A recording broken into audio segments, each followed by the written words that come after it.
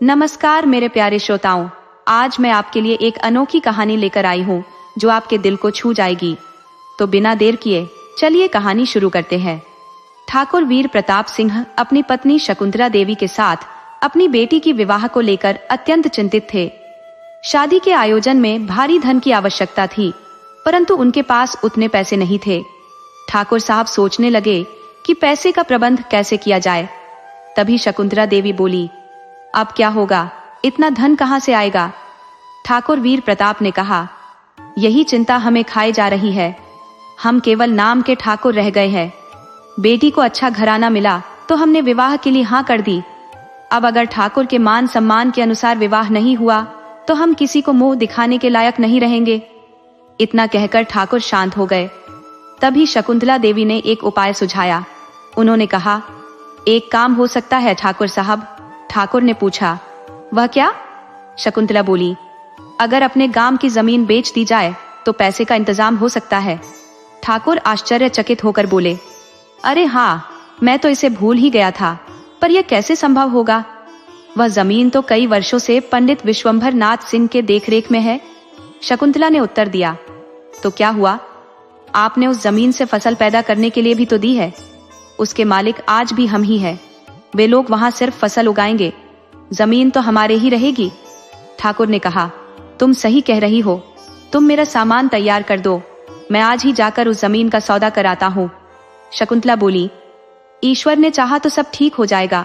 उसी शाम को ठाकुर वीर प्रताप सिंह ट्रेन में अपने गांव के लिए रवाना हो गए। अगले दिन सुबह जैसे ही ठाकुर पंडित विश्वंभर नाथ के दरवाजे पर पहुंचे, पंडित जी जो बाहर बैठे थे उन्हें आश्चर्य से देखकर बोले, अरे ठाकुर साहब, आप यहाँ? ठाकुर ने पंडित जी को अपने आने का कारण बताया, जिससे पंडित जी के तीनों बेटे जो पास में खड़े थे हैरान रह गए। पंडित जी चकित होकर बोले, क्या आप यह कह रहे हैं? ठाकुर ने कहा, पंडित जी, ये मेरी मजबूरी है, इसे समझिए। पंडित जी ने कहा, नहीं नहीं, भले ही यह जमीन तुम्हारी हो, लेकिन हमने इसे अपने खून पसीने से सींचा है। ये जमीन नहीं बिकेगी। अचानक पंडित जी का बड़ा बेटा कृष्ण गुस्से में बोला, ठाकुर साहब, क्या आप सच में जमीन बेचने का इरादा लेकर आए हैं? यह सुनकर ठाकुर साहब का स्वर भी सख्त हो गया। उन्होंने कहा, ये मत भूलो किशन, ये जमीन आज भी मेरी है। ठाकुर साहब की बातें सुनकर किशन थोड़ी नर्वस हो गया। वह सोचने लगा, अगर यह जमीन बिक गई तो हम क्या करेंगे? हमें गांव छोड़कर कहां जाना होगा? लेकिन ठाकुर साहब पर इन बातों का कोई असर नहीं हुआ और उन्होंने कहा, कुछ भी हो, ये जमीन तो मेरी है और मैं इसका सौदा करके जल्दी ही यहां से चला जाऊंगा। एक गंभीर स्वर में उन्होंने कहा, तो फिर ठीक है ठाकुर साहब, अगर आपका अंतिम फैसला यही है तो हम बीच में पड़ने वाले कौन होते हैं? ठाकुर साहब ने कहा, कल सुबह तक आप अपना इंतजाम कर लेना। पंडित विश्वनाथ ने जबरदस्त प्रतिरोध करना चाहा, लेकिन कृष्ण की आंखों के संकेत देखकर वह चुप हो गए। किशन ने कहा, आपको इंतजाम तो कल सुबह तक करना होगा ठाकुर साहब। फिर सभी वहां से चले गए। ठाकुर साहब के जाने के बाद पंडित विश्वनाथ और कृष्ण गुस्से में थे। पंडित जी बोले, कृष्ण, तुमने क्या किया? मूर्ख, अगले माह मेरे मंझले बेटे का विवाह कैसे होगा अगर हमने इस जमीन को छोड़ दिया? पंडित जी ने कहा, हम इस जमीन को नहीं छोड़ सकते। किशन चुपचाप पंडित जी की बातों को सुन रहा था। जैसे ही पंडित जी ने अपनी बात खत्म की, तभी उनका मंझला बेटा, जो पंडित जी का सबसे छोटा बेटा मंगल था, बोल उठा, किशन भैया का तो दिमाग गड़बड़ हो गया है। किशन चुप्पी तोड़ते हुए कहने लगा, मैंने जो कहा है सोच समझकर कहा है। पंडित जी और उनके दोनों बेटे हैरान होकर उसकी ओर देखते हुए बोले, तुम्हारा मतलब क्या है? फिर किशन ने उन्हें पास बुलाकर अपनी योजना समझाई। उसकी बातें सुनकर सबके मुंह खुले रह गए और आंखें फटी की फटी रह गई, क्योंकि ठाकुर साहब भी पंडित जी के घर में ठहरे हुए थे।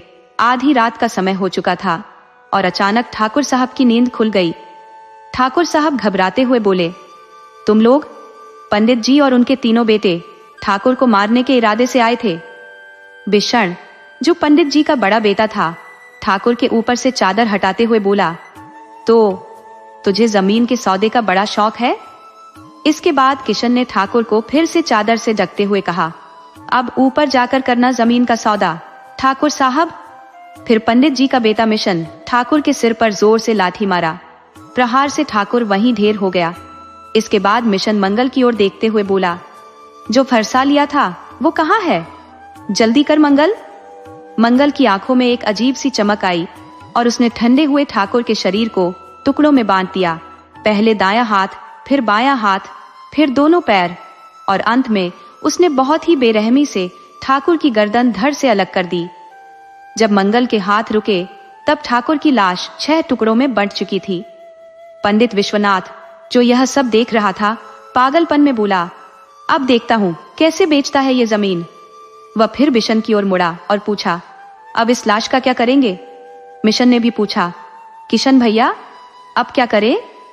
पंडित विश्वनाथ ने कहा, इसे उसी जमीन में गाड़ दो जिसे बेचने के लिए ये आया था। किशन ने हामी भरी, हाँ यही ठीक रहेगा। फिर पंडित जी और उनके चारों बेटों ने मिलकर ठाकुर के टुकड़ों को एक चादर में लपेटा और खेत की ओर चल दिए। पंडित जी ने खेत की ओर इशारा करते हुए कहा, यहाँ गड्ढा खोद कर इसे दफना दो। चारों ने जल्दी जल्दी गड्ढा खोदा और लाश को उसमें डाल दिया। फिर पंडित जी बोले, जल्दी करो, सुबह होने वाली है, गड्ढे को मिट्टी से ढक दो। मंगल ने पूछा, क्या इस फरसे को भी गड्ढे में डाल दूं? मंगल ने पूछा, क्या इस फरसे को भी गड्ढे में डाल दूं? काम खत्म होने के बाद पंडित जी ने संतोष की सांस ली और बोले, अब कोई नहीं जान सकेगा कि यहाँ ठाकुर की लाश दफन है। इसी बीच शहर में शकुंतला देवी बेचैन हो रही थी। उन्होंने अपनी बेटी से कहा, आज 5 दिन हो गए तेरे पिताजी को गांव की जमीन का सौदा करने गए, लेकिन अब तक कोई खबर नहीं आई। सोनम, जो ठाकुर जी की बेटी थी, बोली, माँ पिताजी तो 2 दिन बाद लौटने के लिए कहकर गए थे। शकुंतला परेशान होकर बोली, यही तो मेरी चिंता बढ़ रही है। 2 दिन के लिए गए थे और 5 दिन हो गए हैं। वो कुछ सोचते हुए बोली, सोनम तुम अपने चाचा के पास जाओ और उनसे पिताजी का पता लगाने को कहो। सोनम घबराते हुए बोली, चाचा के पास? लेकिन माँ। शकुंतला ने उसे समझाते हुए कहा, डरने की जरूरत नहीं, वे तंत्र विद्या के माहिर हैं, पर हम सबको बहुत चाहते हैं। इस वक्त वही हमारी मदद कर सकते हैं। सोनम का डर थोड़ा कम हुआ और उसने कहा, ठीक है माँ, मैं जाती हूँ। फिर वह एक रिक्शे पर सवार होकर अपने चाचा से मिलने के लिए निकल पड़ी। रास्ते में सोनम के मन में विचार उठ रहे थे, न जाने क्यों मैं हमेशा चाचा जी को देखकर डर जाती हूँ, जबकि वो हमें बहुत प्यार करते हैं। कब्रिस्तान के पास पहुंचकर सोनम ने रिक्शा रुकवाया, क्योंकि वहां एक पुरानी हवेली थी। सोनम ने देखा, कितनी डरावनी जगह है, रात में तो और भी भयानक लगती होगी। वह डरते हुए हवेली के अंदर गई और धीरे से आवाज लगाई, चाचा जी, चाचा जी। हवेली के अंदर से कोई आवाज नहीं आई। डरी हुई सोनम जब कब्रिस्तान के पास पहुंची तो कब्रिस्तान का दरवाजा अचानक जोर की आवाज के साथ खुल गया और अंदर से आवाज आई, अंदर आओ सोनम बिटिया, अंदर आओ। सोनम अपने मन में कहने लगी, चाचा जी मुझे देख रहे हैं, और आवाज का पीछा करती हुई आगे बढ़ी। फिर आवाज आनी बंद हो गई। सोनम ने कांपते हुए पूछा, आप कहाँ हैं चाचा जी? चाचा की आवाज आई, तुम्हारे पीछे। पीछे मुड़ते ही सोनम के मुंह से एक जोरदार चीख निकल पड़ी। उसने देखा कि उसके चाचा भैरवनाथ अपनी तंत्र शक्ति के बल पर पूरा शरीर जमीन में धंसा चुके थे, सिर्फ गर्दन ही बाहर थी। भैरवनाथ ने सोनम की घबराहट भांपते हुए उसे शांत करने की कोशिश की। डरो मत बिटिया, ये तो सिद्धि प्राप्ति के लिए करना पड़ता है। सोनम ने चाचा जी को सारी बात बताई। माँ ने मुझे पिताजी का पता लगाने के लिए आपके पास भेजा है। आज पिताजी को गए हुए 5 दिन हो चुके हैं और माँ के साथ साथ मेरे मन में भी अजीब अजीब ख्याल आ रहे हैं। मगर चाचा जी, आप इस हालत में पिताजी का पता कैसे लगाएंगे? भैरवनाथ मुस्कुराते हुए बोले, बिटिया मुझे कहीं जाने की जरूरत नहीं है। जब तक मैं आंखें बंद करके देख ना लूं, तुम बस शांत खड़ी रहना। ये कहकर उन्होंने अपनी दिव्य दृष्टि से देखना शुरू किया। जैसे ही उन्होंने देखा, उनका चेहरा क्रोध से लाल हो गया और वह चिल्ला उठे, नहीं, ये नहीं हो सकता। सोनम का दिल घबराहट से तेजी से धड़कने लगा और उसने डरते हुए पूछा, क्या हुआ चाचा जी? भैरवनाथ गुस्से में बोले, तुम्हारे पिताजी अब इस दुनिया में नहीं है। जाओ, उनके लिए अंतिम संस्कार की तैयारी करो। उन दरिंदों को मैं अब जिंदा नहीं छोड़ूंगा। सोनम के पैरों तले जमीन खिसक गई। वह चीख पड़ी, नहीं चाचा जी, ऐसा नहीं हो सकता। मगर गांव में अभी किसी को ठाकुर वीर प्रताप सिंह की हत्या की खबर नहीं थी। उधर खेत में विशंभर नाथ के खेत पर एक साया खड़ा था। वह साया किशन का था, जो उस जमीन को देख रहा था जहां ठाकुर को दफनाया गया था। वह खुद से हंसते हुए बोला, आखिरकार ठाकुर को मरने के बाद कितनी जगह चाहिए? सिर्फ 2 गज जमीन। इतने में जमीन अचानक दरकने लगी और वहां से 2 हाथ बाहर निकले। किशन का चेहरा भय से पीला पड़ गया। उसने देखा कि उन हाथों ने उसे जकड़ लिया और जमीन में खींचने लगे। वह चिल्लाया, बचाओ, कोई मुझे बचाओ। मगर वह आवाजें बेकार साबित हुई। धीरे धीरे उसके शरीर को जमीन में खींच लिया गया और सिर्फ सिर और हाथ ही बाहर रह गए। तभी हवा में एक फरसा तैरने लगा। किशन की घबराहट बढ़ गई, क्योंकि वही फरसा ठाकुर को मारने के लिए इस्तेमाल हुआ था। फरसा एक झटके में किशन का पहला हाथ काट गया। दर्द से चीखता किशन कुछ समझ पाता, इसके पहले दूसरा हाथ भी फरसे की भेंट चढ़ गया। अंततः फरसे ने उसकी गर्दन धड़ से अलग कर दी। मंगल और पंडित विश्वनाथ दौड़ते हुए वहां पहुंचे। किशन की लाश देखकर मंगल जोर से चिल्लाया, भैया! लेकिन तभी आकाश में एक आवाज गूंजी, अब कोई नहीं बचेगा, सब मरोगे। मंगल के चेहरे पर डर साफ झलक रहा था। उसने कांपते हुए कहा, यह ठाकुर की आवाज है, वह अपनी मौत का बदला ले रहा है। मंगल को भी विश्वास हो चला था कि अब सबकी बारी आने वाली है। बाद में मिशन ने देखा कि मंगल ने गुस्से में पंडित जी पर हमला कर दिया। उसके मुंह से अजीब अजीब आवाजें निकल रही थी और वह पंडित की गर्दन दबोचते हुए बोला, तूने मेरी हत्या करवाई, अब तू बचेगा नहीं। मिशन तेजी से लाठी उठाकर मंगल के सिर पर दे मारा, जिससे वह बेहोश होकर गिर पड़ा। मिशन ने घबराते हुए पंडित जी से कहा, पिताजी, ये बस बेहोश है, घबराइए मत। पंडित जी चिंतित थे, लेकिन ये क्या हो गया इसे? इसका रूप क्यों बदल गया है? मिशन ने कहा, लगता है ठाकुर की आत्मा हम सबके पीछे पड़ गई है। डरते हुए दिसंबर नाथ बोला, ठाकुर की आत्मा? अब क्या होगा? मिशन ने सांत्वना दी, बापू, किसी तरह ये रात काट ले, सुबह मैं गांव के ओघड़ बाबा भूतनाथ को बुला लाऊंगा, उस सब कुछ सही कर देंगे। पंडित जी सोच में डूबकर बोले, ठीक है, लेकिन अगर बाबा को हत्या की भनक लग गई तो? बिसन ने जवाब दिया, यह खतरा तो उठाना ही पड़ेगा बापू। अगली सुबह जब मंगल जागा तो उसने सिर पकड़ते हुए कहा, मेरा सिर इतना दर्द क्यों कर रहा है? ये सुनकर विश्वनाथ बोले, भगवान का शुक्र है, होश में तो आया। भीषण अपने पिता से कहने लगा, आप इसके पास रहिए, मैं बाबा को बुलाकर लाता हूं। दिसंबर नाथ ने कहा, जल्दी लौटना बेटा। भीषण के जाते ही दिसंबर नाथ सोचने लगा, काश ठाकुर की जमीन उसे वापस लौटा दी होती। अब ये जमीन खूनी बन चुकी है, इससे अच्छा था हम उसकी जमीन वापस कर देते। इधर मंगल पूरी तरह होश में आ चुका था। थोड़ी देर बाद भीषण ओघड़ बाबा को लेकर आ गया।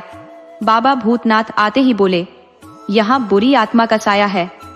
पंडित जी हाथ जोड़ते हुए बोले, बाबा, कोई उपाय बताइए, मैं एक बेटा खो चुका हूं, अब दूसरा नहीं खोना चाहता। बाबा भूतनाथ बोले, चिंता मत करो पंडित, मैं इस आत्मा को पकड़कर एक अंधेरे कुएं में लटका दूंगा। पंडित जी हाथ जोड़कर बोले, आप जो कहेंगे मैं वही करूंगा बाबा। बाबा ने कहा, सामान की लिस्ट लिख लो। 2 घंटे बाद भीषण ने जाकर सामान ला दिया। बाबा बोले, अब मैं इस घर में बंद होकर कुछ कर रहा हूं, अगले 1 घंटे तक मुझे कोई आवाज नहीं सुननी चाहिए। विशंभर नाथ ने सहमति में सिर हिलाते हुए कहा, ऐसा ही होगा बाबा। बाबा भूतनाथ अंदर जाकर दरवाजा बंद कर लेते हैं, लेकिन बाहर खड़ा सामरनाथ घबरा रहा था। उसे देखकर भीषण कहता है, बापू, घबराने की जरूरत नहीं है, बाबा सब ठीक कर देंगे। विशंभर नाथ बोले, भगवान करे ऐसा ही हो। लेकिन वक्त बीतता गया। 1 घंटा, 2 घंटे, 3 घंटे, फिर 5 घंटे बीत गए, लेकिन बाबा बाहर नहीं आए। विशंभर नाथ चिंतित होकर बोले, बाबा तो 1 घंटे के लिए गए थे, ये 5 घंटे बीत गए।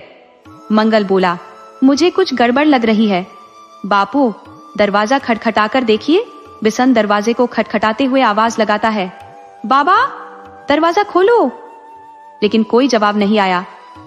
तब विशंभर नाथ बोले, कुछ तो गलत हो गया है, हमें दरवाजा तोड़ना पड़ेगा। बिसन ने दरवाजे पर जोर से धक्का मारा, और दरवाजा टूट गया। तीनों अंदर दाखिल हुए और सबकी चीख निकल गई। ओघड़ बाबा फांसी के फंदे पर झूल रहे थे। मंगल चिल्लाया, ठाकुर की आत्मा ने बाबा को भी मार डाला। अब भय से कांपते हुए विशंभर नाथ ने सिर पकड़ लिया और बोले, भगवान। मिशन बोला, अब ओघड़ बाबा भी मारे गए, अब बारी बारी हम सब मरेंगे, ठाकुर की आत्मा हमें नहीं छोड़ेगी। डरते हुए मंगल बोला, बापू मैं अब इस घर में नहीं रुकूंगा, मैं तो जा रहा हूं। मंगल जाने लगा तो विशंभर नाथ ने उसे रोकने की कोशिश की। दिसंबर नाथ ने कहा, रुक जा मंगल, मैंने फैसला कर लिया है, मैं इस खूनी जमीन को शहर जाकर ठाकुर की बीवी को सौंप दूंगा, फिर सब कुछ ठीक हो जाएगा। बिसन मंगल के कंधे पर हाथ रखकर बोला, बापू सही कह रहे हैं मंगल, ये खूनी जमीन हमें नहीं चाहिए जहां हमारे भाई का खून बिखरा है। मंगल के दिमाग में सारी बातें अब साफ हो चुकी थी। उसी रात सभी लोग घर के बाहर सोने की कोशिश कर रहे थे, लेकिन मिशन की आंखों से नींद गायब थी। वह लेटा हुआ था और अपने मन में सोच रहा था, बेचारा ओघड़ बाबा, वह भी ठाकुर की आत्मा के गुस्से का शिकार बन गया। ये सब सोचते सोचते आखिरकार मिशन को नींद आ ही गई, लेकिन आधी रात को किसी हलचल से उसकी नींद खुल गई। भीषण ने घबराते हुए चिल्लाकर पूछा, कौन है, कौन है? उसकी आवाज कांप रही थी। तभी उसकी आंखों के सामने ठाकुर की लाश के टुकड़े हवा में उड़ते दिखाई दिए। ये वही टुकड़े थे जिन्हें उन्होंने बर्बरता से काट कर दफनाया था। भीषण डरते डरते ठाकुर की लाश के सामने गिर पड़ा और हाथ जोड़कर गिड़गिड़ाने लगा, ठाकुर साहब हमें माफ कर दो, हम आपकी जमीन लौटा देंगे, हमें मारो मत। लेकिन ठाकुर की लाश के टुकड़े हवा में गोल गोल घूम रहे थे और उसका सिर एक भयानक हंसी हंस रहा था। तभी भीषण को अचानक किसी ने झिंझोड़ा। वह चौंक कर उठा तो देखा कि मंगल वहां खड़ा था और डरा हुआ बोला, बापू मैंने ठाकुर की लाश देखी, वह 6 टुकड़ों में कटी हुई थी। दिसंबर नाथ ने गुस्से में कहा, तू पागल हो गया है क्या? ये देख तू किसके पैरों में गिरा है। भीषण ने चौंक कर देखा तो वहां एक सूखी घास का पुतला खड़ा था, जो शायद खेत में पक्षियों को भगाने के लिए रखा गया था। शर्मिंदा होते हुए भीषण ने कहा, लेकिन मैंने साफ साफ ठाकुर की लाश देखी थी बापू, ये पुतला तब यहाँ नहीं था। दिसंबर नाथ ने उसे दिलासा देते हुए कहा, घबराने की जरूरत नहीं है, कल हम ये जमीन ठाकुर आइन को सौंप देंगे, तब सब कुछ ठीक हो जाएगा। लेकिन किस्मत को कुछ और ही मंजूर था। मिशन गुस्से से भरकर हाथ में कुल्हाड़ी उठाते हुए बोला, बापू अगर अब फिर से वह लाश दिखी तो मैं उसे इतने टुकड़ों में काट दूंगा कि वह कभी वापस खड़ी नहीं हो सकेगी। गुस्से में भरा हुआ भीषण कुल्हाड़ी लेकर अपने कमरे में चला गया। वह सोच रहा था, अगर ठाकुर की लाश फिर से सामने आई तो मैं उसे टुकड़े टुकड़े कर दूंगा। इस विचार के साथ उसकी आंख लग गई। कुछ समय बाद उसकी नींद फिर से खुली। उसने देखा कि उसके दरवाजे के पास एक परछाई खड़ी थी। घबराकर भीषण ने पूछा, कौन है? बिना कुछ सोचे समझे उसने कुल्हाड़ी उठाई और गुस्से में परछाई की ओर लपका। अब तुम मेरे हाथों से नहीं बचोगे ठाकुर, ये चिल्लाते हुए भीषण ने बिना देखे ही परछाई पर कुल्हाड़ी से अनगिनत वार कर दिए। वह इतने जोश में आ गया था कि उसने ये भी नहीं देखा कि वह परछाई किसकी थी। तभी पंडित विश्वनाथ घबराते हुए अंदर आए और सामने का दृश्य देखकर उनके पांव कांप गए। पंडित जी बदहवास होकर बोले, अरे भीषण, तूने ये क्या कर डाला? तेरा तो दिमाग ही फिर गया है।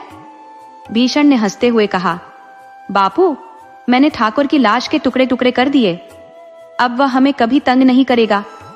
दिसंबर नाथ ने गुस्से से कांपते हुए कहा, अरे कमबख्त, देख तो तूने क्या किया है, तूने अपने भाई मंगल को ठाकुर की लाश समझकर मार डाला है। भीषण के हाथ पांव सुन्न हो गए। वह कांपते हुए बोला, नहीं बापू, ये नहीं हो सकता। दरअसल भीषण पर ठाकुर की आत्मा का ऐसा खौफ सवार था कि उसने बिना देखे ही परछाई को मार दिया। जब दिसंबर नाथ ने सच्चाई बताई तो भीषण जमीन पर बैठकर पागलों की तरह रोने लगा। दिसंबर नाथ ने अपना सिर पकड़ लिया और बुदबुदाते हुए कहा, हे भगवान, ये सब क्या हो गया?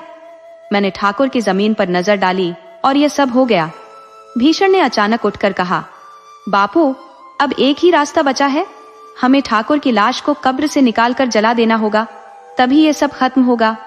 दिसंबर नाथ ने धीरे से पूछा, तू क्या कह रहा है? भीषण ने गंभीरता से कहा, ठाकुर की लाश को आग के हवाले करना होगा और अब हमें ये काम करना ही पड़ेगा। सुबह होते ही दोनों ने मंगल की लाश को छिपा दिया और रात में खेत की ओर रवाना हो गए, जहां ठाकुर की लाश दफनाई गई थी। वहां पहुंचकर उन्होंने एक चिता बनाई और ठंडे दिल से चिता पर लाश रखने लगे। भीषण ने जमीन खोदनी शुरू की और जैसे ही ठाकुर की लाश बाहर आई, अचानक तेज आंधी चलने लगी। दिसंबर नाथ ने चौंक कर कहा, इतनी तेज आंधी कहां से आ गई? भीषण ने घबराते हुए जवाब दिया, बापू, ये आंधी केवल ठाकुर के आसपास ही क्यों चल रही है? तभी आंधी ने पंडित विश्वनाथ को घेर लिया और उनका शरीर सूखे पत्ते की तरह हवा में उड़ने लगा। पंडित का शरीर धीरे धीरे जलती चिता की ओर बढ़ता जा रहा था, जो कि उनके खुद के कर्मों से बनाई गई थी। विशंभर नाथ ने बेबस होकर चीखते हुए कहा, मिशन, मुझे बचाओ। लेकिन उसकी पुकार बेमानी साबित हुई। जैसे ही पंडित का शरीर चिता में गिरा, चिता की आग भड़क उठी और वह आग की लपटों में समा गया। मिशन चाहकर भी अपने पिता को उस जलती हुई आग से बचा नहीं सका और कुछ ही पलों में विशंभर नाथ की देह चिता में जलकर खाक हो गई। भीषण, जिसे जैसे ही होश आया, वह कांपते हुए बोला, मुझे फौरन ठाकुर की लाश बाहर निकालकर आग को सुपुर्द कर देना चाहिए, वरना उसकी आत्मा मुझे भी जिंदा नहीं छोड़ेगी। ये कहते ही वह फावड़ा लेकर लौटा और जैसे ही पहला फावड़ा जमीन में मारा, आसपास का इलाका तेज रोशनी से भर गया। मिशन ने उस रोशनी की तरफ देखा तो वह चौंक गया। वहां शकुंतला देवी पुलिस के साथ पहुंच चुकी थी। उन्होंने विजयी अंदाज में मिशन की ओर इशारा करके कहा, यही पंडित जी का बेटा बिशन है? इंस्पेक्टर ने पूछा, ठाकुर साहब की लाश कहाँ दफनाई है? पुलिस ने बिशन को पकड़कर सवाल किया, पहले ये बताओ, ये जलती चिता किसकी है? भीषण घबराते हुए कांपने लगा, ये तो ठाकुर साहब की लाश को जलाने के लिए तैयार की गई थी। इंस्पेक्टर ने जमीन की ओर देखा और कहा, तो लाश यहीं कहीं दफन है? हवलदार को आदेश मिला, इस जगह को खोदो और लाश को अपने कब्जे में लो। जैसे ही खुदाई शुरू हुई, अचानक जीप में लगी चाबी खुद ब खुद घूमने लगी और जीप अपने आप चालू होकर मिशन की ओर भागने लगी। इंस्पेक्टर ने घबराते हुए चिल्लाया, बिशन, संभल के। लेकिन तब तक जीप ने बिशन को जोरदार टक्कर मारी, जिससे वह हवा में कई फीट ऊपर उछल गया और जमीन पर गिर पड़ा। जीप फिर से उसकी ओर लपकी और बिशन को उसके गर्दन के ऊपर से कुचलते हुए गुजर गई। वह मौके पर ही दम तोड़ गया। लोग हक्के बक्के होकर यह दृश्य देख रहे थे। कोई समझ नहीं पाया कि यह सब कैसे हुआ, लेकिन एक इंसान इस रहस्य को जानता था, भैरवनाथ। उसने गर्वित होकर कहा, पहली बार मैंने अपनी तांत्रिक शक्तियों का गलत इस्तेमाल किया, लेकिन संतुष्ट हूँ क्योंकि मैंने इन्हें इंसानी दरिंदों से बदला लेने के लिए इस्तेमाल किया है। अब भैया की आत्मा को सुकून मिलेगा। ठाकुर वीर प्रताप सिंह की अस्थियां जमीन से निकाली गई और उनका अंतिम संस्कार कर दिया गया। अंतिम संस्कार के बाद शकुंतला देवी ने आह भरते हुए कहा, झूठी प्रतिष्ठा और मर्यादा की रक्षा के लिए हमें अपनी जमीन बेचने तक की नौबत आ गई, जिसने कई बेगुनाहों का खून चूसा। अब मैंने फैसला किया है कि अपनी बेटी की शादी सादगी से करूंगी और यह जमीन गांव के गरीबों में बांट दूंगी। इंस्पेक्टर ने गहरी सांस लेते हुए कहा, अगर यह फैसला पहले लिया होता तो शायद इतनी जानें न जाती। शकुंतला देवी ने अपनी बेटी सोनम का विवाह सादगी से किया और पूरी जमीन गांव के गरीब परिवारों को खेती के लिए दे दी।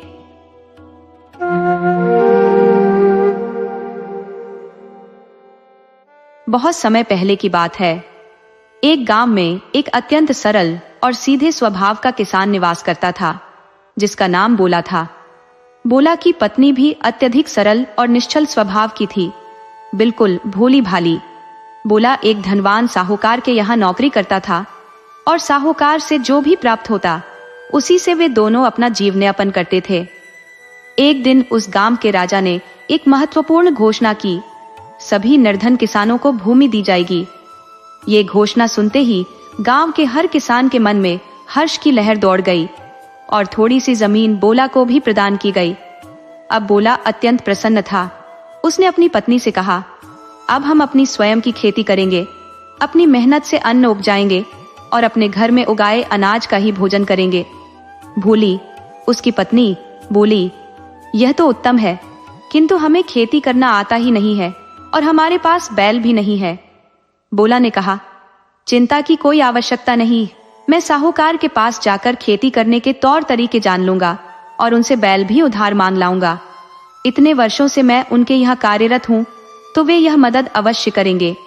बोला, वास्तव में सरल मना और थोड़ा मंदबुद्धि था, परंतु उसकी नीयत सदा निष्कलंक होती थी। बोला, जो बेहद सरल और थोड़ा मंदबुद्धि भी था, साहूकार के पास पहुंच गया। उसने साहूकार से कहा, मालिक, मैंने इतने सालों से आपकी बहुत सेवा की है। अब राजा की कृपा से मेरे पास थोड़ी सी जमीन हो गई है। कृपया मुझे खेती करने का तरीका बता दीजिए और अपने बैल खेत जोतने के लिए उधार दे दीजिए। साहूकार सोचने लगा, यदि बोला खेती करने लगा तो मेरे घर का काम कौन करेगा। उसने बोला से कहा, यह तो बहुत अच्छी बात है कि अब तुम्हारे पास भी जमीन हो गई है। कल सुबह आना, मैं तुम्हें बैल दे दूंगा। इसके बाद साहूकार अपनी पत्नी से बोला, सुनती हो, कल हमें खेत में चने बोने हैं और तुमने सारे चने भाड़ में भुंजवा दिए हैं। उसकी पत्नी कुछ नहीं बोली, लेकिन बोला सोच में पड़ गया और साहूकार से कहने लगा, ठीक है मालिक, मैं कल सुबह आऊंगा। फिर वह अपने घर लौट गया। घर पहुंचकर बोला ने अपनी पत्नी से कहा, मैंने सोच लिया है कि हम अपने खेत में चने बोएंगे, तुम जाकर चने भुंजवा लाओ। उसकी पत्नी ने अचंभित होकर कहा, क्या चने भी भुंजवा कर बोए जाते हैं। बोला, जैसा मैं कहता हूँ वैसा करो। अगले दिन बोला फिर से साहूकार के पास बैल लेने पहुंचा। साहूकार बोला, आओ आओ, लगता है तुमने अपनी पत्नी से चने भुंजवा लिए होंगे। बोला ने मुस्कुराते हुए कहा, हाँ मालिक, मैंने अपनी पत्नी से कहकर चने भुंजवा लिए हैं। मेरी पत्नी कभी मेरा कहना नहीं टालती। साहूकार ने बोला को बैल दे दिए और कहा, आज शाम तक बैल वापस ले आना। बोला खुशी खुशी बैल लेकर घर चला गया। वहीं साहूकार की पत्नी साहूकार पर बिगड़ पड़ी। तुम तो बस बहाने ढूंढते हो मेरी बेइज्जती करने के। तुम मुझे हरदम अपने छोटे मोटे नौकरों के सामने अपमानित करते रहते हो। बस अब बहुत हो गया, मैं आज ही अपने मायके लौट जाऊंगी। सेठ यह सुनकर थोड़ा घबराया। बोला, अरे ऐसा क्रूर विचार मन में मत लाओ। मैं हाथ जोड़कर विनती करता हूँ, देखो जो कुछ भी कर रहा हूँ वह सब तुम्हारे हित के लिए ही है। पत्नी ने भौहें सिकोड़ते हुए कहा, तो क्या मुझे नीचा दिखाने से मेरा भला हो रहा है। ये कैसे समझूं कि मेरी भलाई इसी में है कि मुझे ताने सुनने पड़े। सेठ ने गंभीरता से कहा, अरे भाग्यवान, थोड़ा शांत मन से सोचो। मैंने उसे इसलिए चने भुनवा कर दिए ताकि वह अपने खेत में कुछ न उगा सके और मजबूर होकर हमारे यहाँ फिर से काम करने लगे। इस तरह तुम्हें घर के काम से मुक्ति मिलेगी और आराम मिलेगा। पत्नी हैरान होकर बोली, तो तुमने मेरी भलाई के लिए उसे धोखे में रखा है और मुझे ताने मार रहे हो। सेठ ने हंसते हुए कहा, अरे ऐसा कुछ नहीं, यह सब चाल बस इसलिए थी कि उसे कोई शक न हो। जब वह देखेगा कि मैं अपने खेतों में भुने हुए चने बो रहा हूं, तो वह भी यही सोचेगा कि यही तरीका सही है। और जब उसके खेत में कुछ नहीं उगेगा, अनाज खत्म हो जाएगा, तो मजबूरी में वह हमारे यहाँ काम करने आएगा। साहूकार की बातों को सुनकर उसकी पत्नी के चेहरे पर हल्की सी मुस्कान उभर आई, लेकिन वह तुरंत गंभीर होकर बोली, सुनिए, अगर फिर से ऐसी कोई हरकत की तो मैं सच में मायके लौट जाऊंगी। अगर कुछ गलत करना है तो अपने लिए करो, मेरा नाम बीच में क्यों घसीटते हो।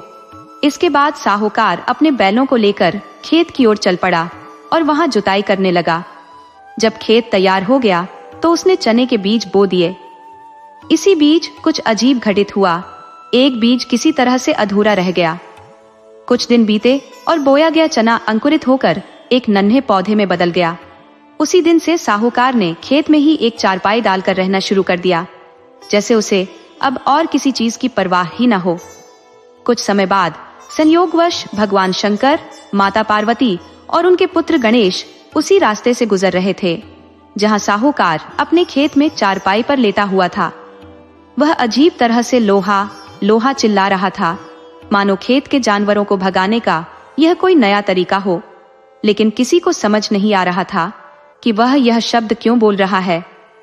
जब भगवान शंकर, माता पार्वती और श्री गणेश उसके पास से गुजरे तो माता पार्वती ने जिज्ञासा में भोलेनाथ से पूछा, हे स्वामी, ये कौन व्यक्ति है जो इस तरह खेत में लेटा हुआ लोहा लोहा चिल्ला रहा है, और ऐसा करने का उद्देश्य क्या है। भगवान शंकर ने हल्के से मुस्कुराते हुए माता पार्वती को उसकी सारी कहानी सुनाई। जिससे सब कुछ स्पष्ट हो गया। माता पार्वती ने भगवान शंकर से निवेदन किया, हे प्रभु, इस मनुष्य के सारे दुखों को समाप्त कर दीजिए, मेरी यही प्रार्थना है। भगवान शंकर ने मुस्कुराते हुए कहा, हे पार्वती, मैं इसके कष्ट तो दूर कर दूंगा, पर इसने मुझसे कभी अपने दुखों के निवारण के लिए कुछ कहा ही नहीं। ऐसे में मैं क्या करूं? माता पार्वती आश्चर्य से बोली, हे प्रभु, भला कोई मनुष्य आपको सामने पाकर भी अपने दुख दूर करने को नहीं कहेगा? भगवान भोलेनाथ ने मंद मुस्कान के साथ उत्तर दिया, चलो देख लेते हैं। तभी वे तीनों, भगवान शंकर, माता पार्वती और गणेश, उस व्यक्ति के पास जा पहुंचे। भगवान शंकर बोले, राम राम भैया, कैसे हो और यहाँ क्या कर रहे हो? भोला, जो चारपाई पर लेटा था, उठकर बोला, राम राम, हम तो अच्छे हैं। आप लोग कौन हैं और यहाँ क्यों आए हैं? पहले तो आपको कभी नहीं देखा। आइए, चारपाई पर बैठिए। ये कहकर उसने उन्हें चारपाई पर बिठाया। भगवान शंकर ने कहा, भोला, मैं भगवान भोलेनाथ हूं। अगर तुम कुछ मांगना चाहते हो तो मुझसे मांग लो। भोला असमंजस में पड़ गया और सोचने लगा, यह लोग कौन है और मुझसे क्या चाहते हैं? मुझे इनसे क्या मांगना चाहिए?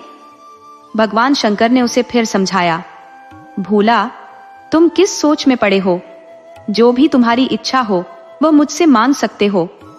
भोला कुछ देर सोचने के बाद बोला, अगर तुम सच में भगवान हो तो मुझे कुछ बच्चे दे दो, तभी मैं मानूंगा कि तुम भगवान हो। भगवान शंकर ने मुस्कुराते हुए कहा, तथास्तु। भोला थोड़ा हैरान होते हुए बोला, तथास्तु से क्या होता है? बच्चे तो कहीं दिख नहीं रहे। आप हमें धोखा देने की कोशिश कर रहे हैं। भगवान शंकर बोले, अपने घर जाकर देखो, तुम्हारे बच्चे वहीं खेल रहे हैं। भोला थोड़ा नाराज होकर बोला, मुझे बेवकूफ मत बनाओ। अगर मैं यहाँ से चला जाऊं तो तुम मेरा साग लेकर भाग जाओगे। मैं इतना भी मूर्ख नहीं हूं जितना तुम समझ रहे हो। भगवान शंकर ने फिर उसे समझाते हुए कहा, मैं तुमसे झूठ नहीं बोल रहा, तुम घर जाकर देखो, हम यहीं रुकते हैं। भोला बोला, ठीक है, लेकिन मैं तुम सबको चारपाई से बांध कर ही जाऊंगा। अगर ये मंजूर है तो बताओ, नहीं तो मैं कहीं नहीं जाऊंगा। भगवान शंकर ने मुस्कुराते हुए कहा, ठीक है, जैसा तुम्हें उचित लगे। भोला ने तीनों को चारपाई से बांध दिया और अपने घर की ओर चल पड़ा। जब वह घर पहुंचा तो उसने देखा कि सच में उसके 4 बच्चे घर में खेल रहे थे। उसकी पत्नी ने उसे देखकर कहा, तुम खाली हाथ लौट आए हो, साहूकार के पास जाकर काम क्यों नहीं देखते? हम सब भूखे हैं और बच्चे भी। अब क्या करेंगे? भोला, जो अब पूरी तरह से आश्वस्त हो चुका था कि वे सच में भगवान थे, तेजी से खेत की ओर वापस भागा ताकि उनसे फिर से मिल सके। उधर भगवान शंकर माता पार्वती से कह रहे थे, देखा देवी, भक्तों की मदद करना इतना आसान नहीं होता। माता पार्वती हंसते हुए बोली, प्रभु, आपकी लीला और समय की गति अद्भुत है। फिर भी मेरी विनती है कि इस भक्त के सारे कष्ट हर लीजिए।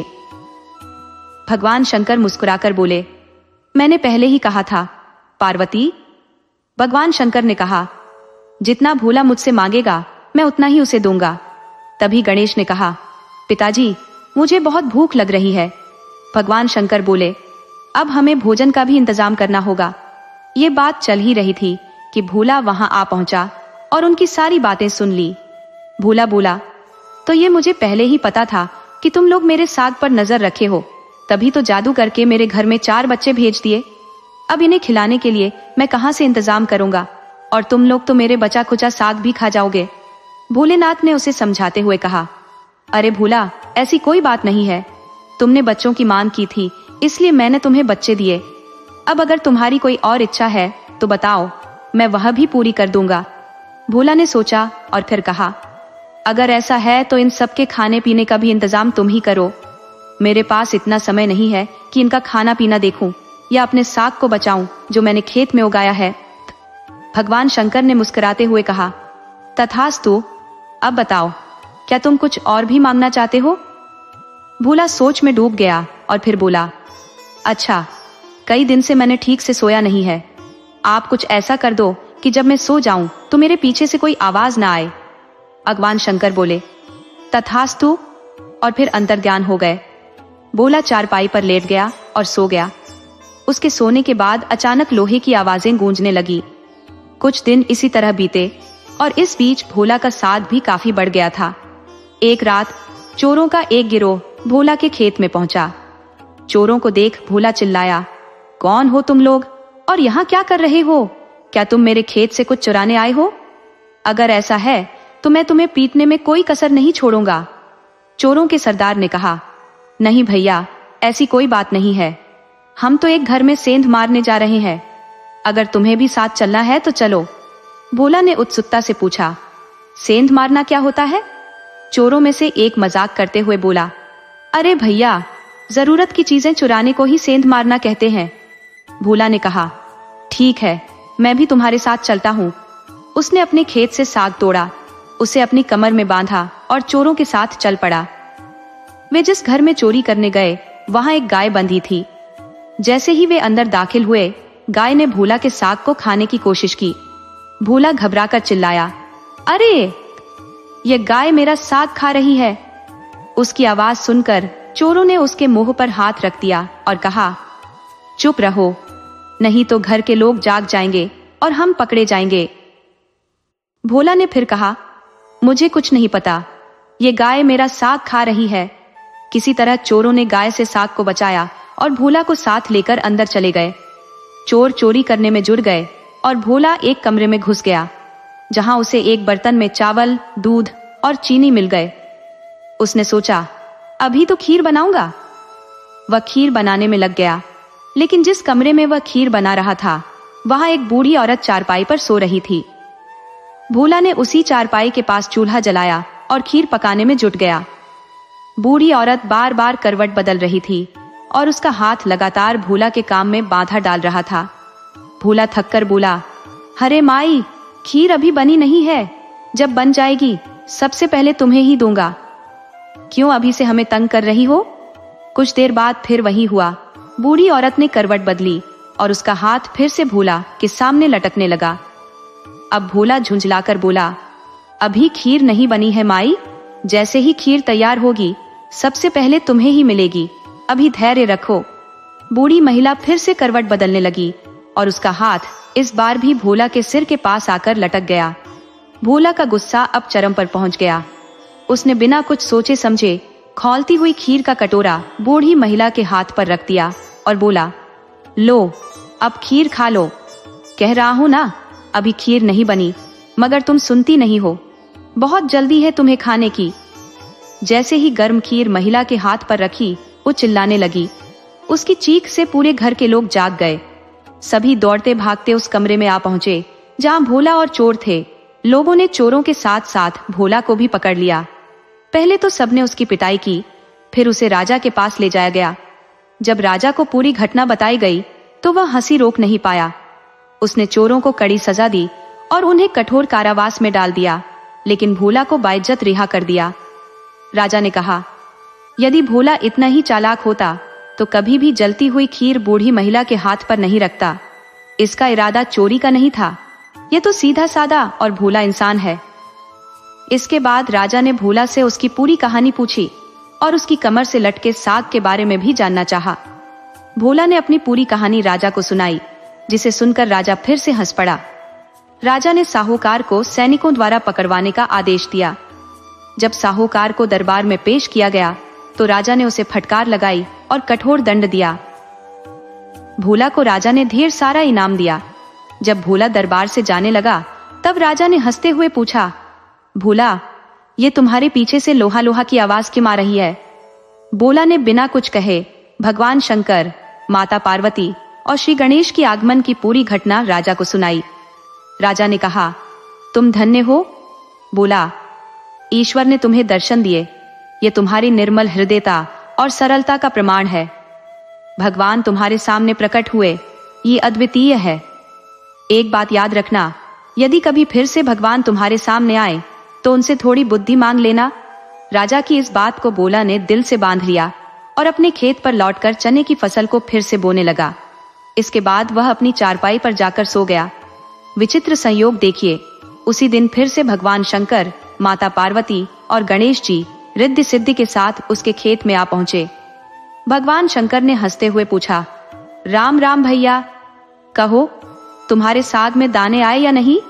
बोला रोने लगा और कहा, भैया सब कुछ नष्ट हो गया, उन चोरों ने हमारे खेत की सारी फसल बर्बाद कर दी।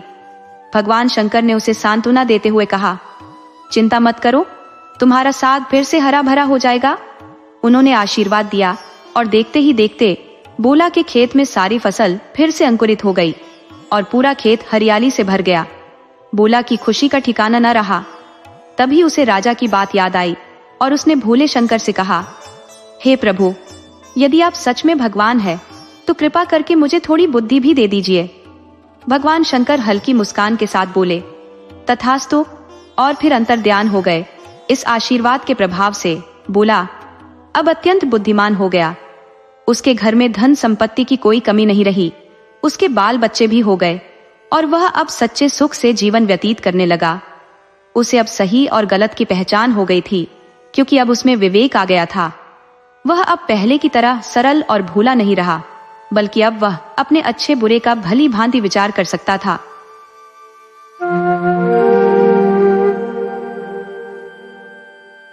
मास्टर किशनलाल अपने आंगन में बैठे हुए थे। तभी उनका नौकर दीनू वहां पहुंचा। मास्टर जी ने उसे देखते ही पूछा, अरे दीनू, आज ये किसे अपने साथ लाए हो? दीनू ने सिर झुकाते हुए कहा, मालिक, ये मेरा बेटा श्रीधर है। मेरी पत्नी अब इस दुनिया में नहीं रही। उसे अकेला छोड़ने की हिम्मत नहीं हुई और गांव में ऐसा कोई भरोसेमंद रिश्तेदार भी नहीं है जिसे इस बच्चे को सौंप सकूं। मेरा एक छोटा भाई है, पर उसके घर में उसकी पत्नी का हुक्म चलता है। मेरा बेटा पढ़ाई में बहुत दिलचस्पी रखता है और काफी होशियार भी है। मैंने सोचा कि आपकी छत्र छाया में रहकर और भी होशियार हो जाएगा। मास्टर किशनलाल बोले, इधर आओ, क्या नाम है तुम्हारा? श्रीधर ने जवाब दिया, जी मालिक, मेरा नाम श्रीधर है। मास्टर जी ने फिर कहा, दीनू, अगर तुम्हारा बेटा पढ़ना चाहता है तो जो कुछ भी मेरे बस में होगा मैं जरूर करूंगा। दीनू ने खुशी से कहा, मालिक, आपकी बहुत बड़ी कृपा होगी। आपका घर हमेशा खुशियों से भरा रहे। आप सदा ऐसे ही मुस्कुराते रहे। इतने में मास्टर जी की मुस्कान को जैसे किसी की नजर लग गई। अंदर से उनकी दूसरी पत्नी सिया दुल्लारी की तेज आवाज आई, पता नहीं एक काम भी ठीक से नहीं कर सकती, कुछ भी काम काज ढंग से नहीं सीखा। ससुराल वाले क्या कहेंगे कि कुछ सिखाया ही नहीं। सिया दुल्लारी मास्टर जी की बेटी प्रतिमा पर चिल्ला रही थी, जो उनकी पहली पत्नी सुमित्रा से पैदा हुई थी। अब उसकी उम्र 20 साल हो गई थी। प्रतिमा बहुत ही सुंदर थी। नीली आंखें, सुई जैसी नाक, गुलाब की तरह होठ, लंबे घने सुनहरे बाल। वो हर काम में निपुण थी, कढ़ाई, बुनाई, खाना बनाना। लेकिन उसकी सौतेली माँ ने उसे घर के कामों के लिए पढ़ाई छोड़ने पर मजबूर कर दिया। फिर भी सौतेली माँ दिन भर उस पर गुड़ करती रहती थी। मास्टर किशनलाल ने आवाज दी, अरे भाग्यवान, किसके ऊपर चिल्ला रही हो? कभी प्यार से भी बात कर लिया करो। सिया दुल्लारी ने नाराजगी से कहा, अपनी फूटी किस्मत को कोस रही हूँ। भगवान ने न जाने कौन से जन्म का बदला लिया है जो तुमसे ब्याह दी गई और मेरे नसीब में सिर्फ रोना ही लिखा है। मास्टर जी ने फिर प्रतिमा को बुलाया। प्रतिमा बेटा, यहाँ तो आना। प्रतिमा बोली, आई पिताजी। जब प्रतिमा बाहर आई तो श्रीधर उसे देखकर दंग रह गया। इतनी सुंदर लड़की उसने कभी नहीं देखी थी। मास्टर जी ने कहा, देखो प्रतिमा, ये श्रीधर है। मेरा कोई पुराना कुर्ता और धोती पड़ी हो तो इसे दे देना। इसके कपड़े कैसे फटे हुए हैं, और अंदर जाकर कुछ जलपान ले आओ। दीनू और श्रीधर दोनों भूखे हैं। और हाँ, थोड़ा ज्यादा खाना बना लिया करो। अब श्रीधर भी यहीं रहेगा। प्रतिमा ने आज्ञा मानते हुए सिर हिलाया और अंदर चली गई। थोड़ी देर बाद वह पूरी, कचौड़ी और सब्जी लेकर बाहर आई और बोली, लीजिए दीनू काका, दोनों बाप बेटे सुबह से भूखे होंगे। दोनों ने मिलकर खाना खाया और दीनू बोला, अब हम अपनी झोपड़ी में चलते हैं। मैं गाय को देखता हूँ, उसे दाना पानी देकर गोबर साफ करता हूँ। इतना कहकर दीनू और श्रीधर चले गए। रामपुर एक छोटा सा कस्बा था जहाँ मास्टर किशनलाल रहते थे। कस्बा भले ही छोटा था, पर स्कूल और कॉलेज की सुविधाएं थी। मास्टर जी का पूरा नाम किशनलाल उपाध्याय था। सरकारी स्कूल में नौकरी लगने के बाद सब लोग सम्मान से उन्हें मास्टर जी कहने लगे थे।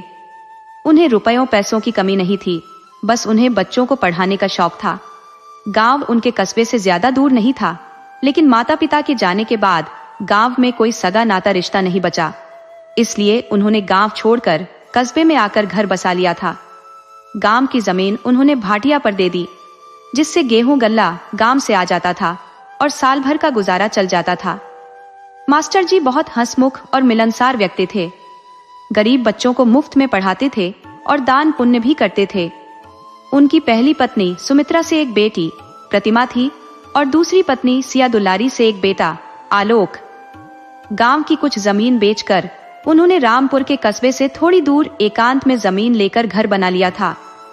घर बहुत खुला और हवादार बनाया था, जैसा वे चाहते थे। दरवाजे के ऊपर हरी हरी बेल, घर के पीछे आम का पेड़ और बगल में फूलों की फुलवारी लगा रखी थी। जलपान करके श्रीधर और दीनों अपने कमरे में पहुंचे, आराम किया। शाम हुई तो दोनों बाहर निकले। दीनों बोला, जा अंदर से चारपाई लिया और बैठ जा। मैं जानवरों को देख कर आता हूँ, दाना पानी देकर गोबर उठा कर आता हूँ। लेकिन श्रीधर ने कहा, बाबा आप बैठिए, मुझे बताइए क्या करना है, मैं कर दूंगा। दीनों बोला, नहीं बेटा तू बैठ, मैं कर लूंगा। श्रीधर ने कहा, बाबा अब मैं बड़ा हो गया हूँ, अब मैं आपका हाथ पलटा सकता हूँ, बताइए क्या करना है। दीनों ने कहा, तो तू ही कर ले। और श्रीधर गौशाला में चला गया। शाम को कुछ पकौड़े और चाय लेकर प्रतिमा आई और बोली, काका लो चाय पी लो और अपने बेटे को भी बुला लो। दीनों बोला, वो जानवरों को दाना पानी दे रहा है, कहता है कि अब मैं बड़ा हो गया हूँ। प्रतिमा उसे चाय देने आई तो श्रीधर ने कहा, अरे तुम अंदर से ही आवाज दे देती, मैं खुद आ जाता। प्रतिमा ने कुछ नहीं कहा और चाय देकर वापस चली गई। श्रीधर गौशाला से बाहर आया और दीनों बोला, हाथ धोकर पकौड़ियाँ खा ले। श्रीधर ने हाथ धोए और पकौड़ियाँ खाने लगा। बोला, बाबा पकौड़ियाँ तो बहुत अच्छी बनी है। दीनों ने कहा, बेटा प्रतिमा बेटिया ने बनाई है, साक्षात अन्नपूर्णा का वास है उसके हाथों में। सुबह का खाना भी तो उसी ने बनाया था जो तूने खाया। बेचारी बिन माँ की बच्ची है, सौतेली माँ उसे सारा काम करवाती है और ऊपर से उस पर चिल्लाती भी है। बहुत अच्छी बच्ची है, भगवान करे उसे अच्छा वर मिले। थोड़ी देर में प्रतिमा अपने पिताजी का पुराना धोती कुर्ता लेकर आई और बोली, ये इधर क्या नाम है तुम्हारा? श्रीधर ने जवाब दिया, जी मेरा नाम श्रीधर है। प्रतिमा ने कहा, लो पहन लेना, अगर छोटा बड़ा हो तो बता देना, मरम्मत कर दूंगी। शाम ढल चुकी थी। प्रतिमा खाना बनाकर ले आई थी और बोली, काका ये लो खाना और संकोच मत करना, खाना कम पड़े तो बता देना। दीनों बोला, ठीक है बेटी, जीती रहो। और फिर रात हो गई। रात का खाना खाकर मास्टर किशनलाल जी आंगन में टहल रहे थे। उन्होंने देखा कि श्रीधर ने बाहर चारपाई पर लालटेन रखकर पढ़ाई शुरू कर दी थी। मास्टर जी को अंदेशा हुआ कि श्रीधर की एक ही चारपाई है तो दीनों जमीन पर लेटा होगा। इस ख्याल से उन्होंने श्रीधर को आवाज दी। श्रीधर नजदीक आया तो मास्टर जी बोले, तुम आज से बरामदे में पढ़ा करो, वहां बिजली का बल्ब लगा हुआ है और तख्त भी पड़ा है। लालटेन की कमजोर रोशनी में आंखें फोड़ने की जरूरत नहीं है, एक मच्छरदानी भी दे देंगे, आराम से यहीं रहना। श्रीधर ने सहमति में सिर हिलाया और चला गया। दूसरे दिन जब सिया दुलारी को यह बात पता चली तो वह मास्टर जी से बोली, करते रहो भलाई, हमने क्या धर्मशाला खोल रखी है, सबके लिए दरवाजे खोल दिए, तुम तो राजा हरीशचंद्र बन जाओ। मैं तो तुम्हारे इन कर्मों से तंग आ चुकी हूँ। मास्टर जी मुस्कुराते हुए बोले, अरे भाग्यवान, बांटने से कभी कुछ घटता नहीं है, गरीबों की दुआएं मिलती हैं। किसान लालजी ने भी सिर हिलाकर सहमति जताई।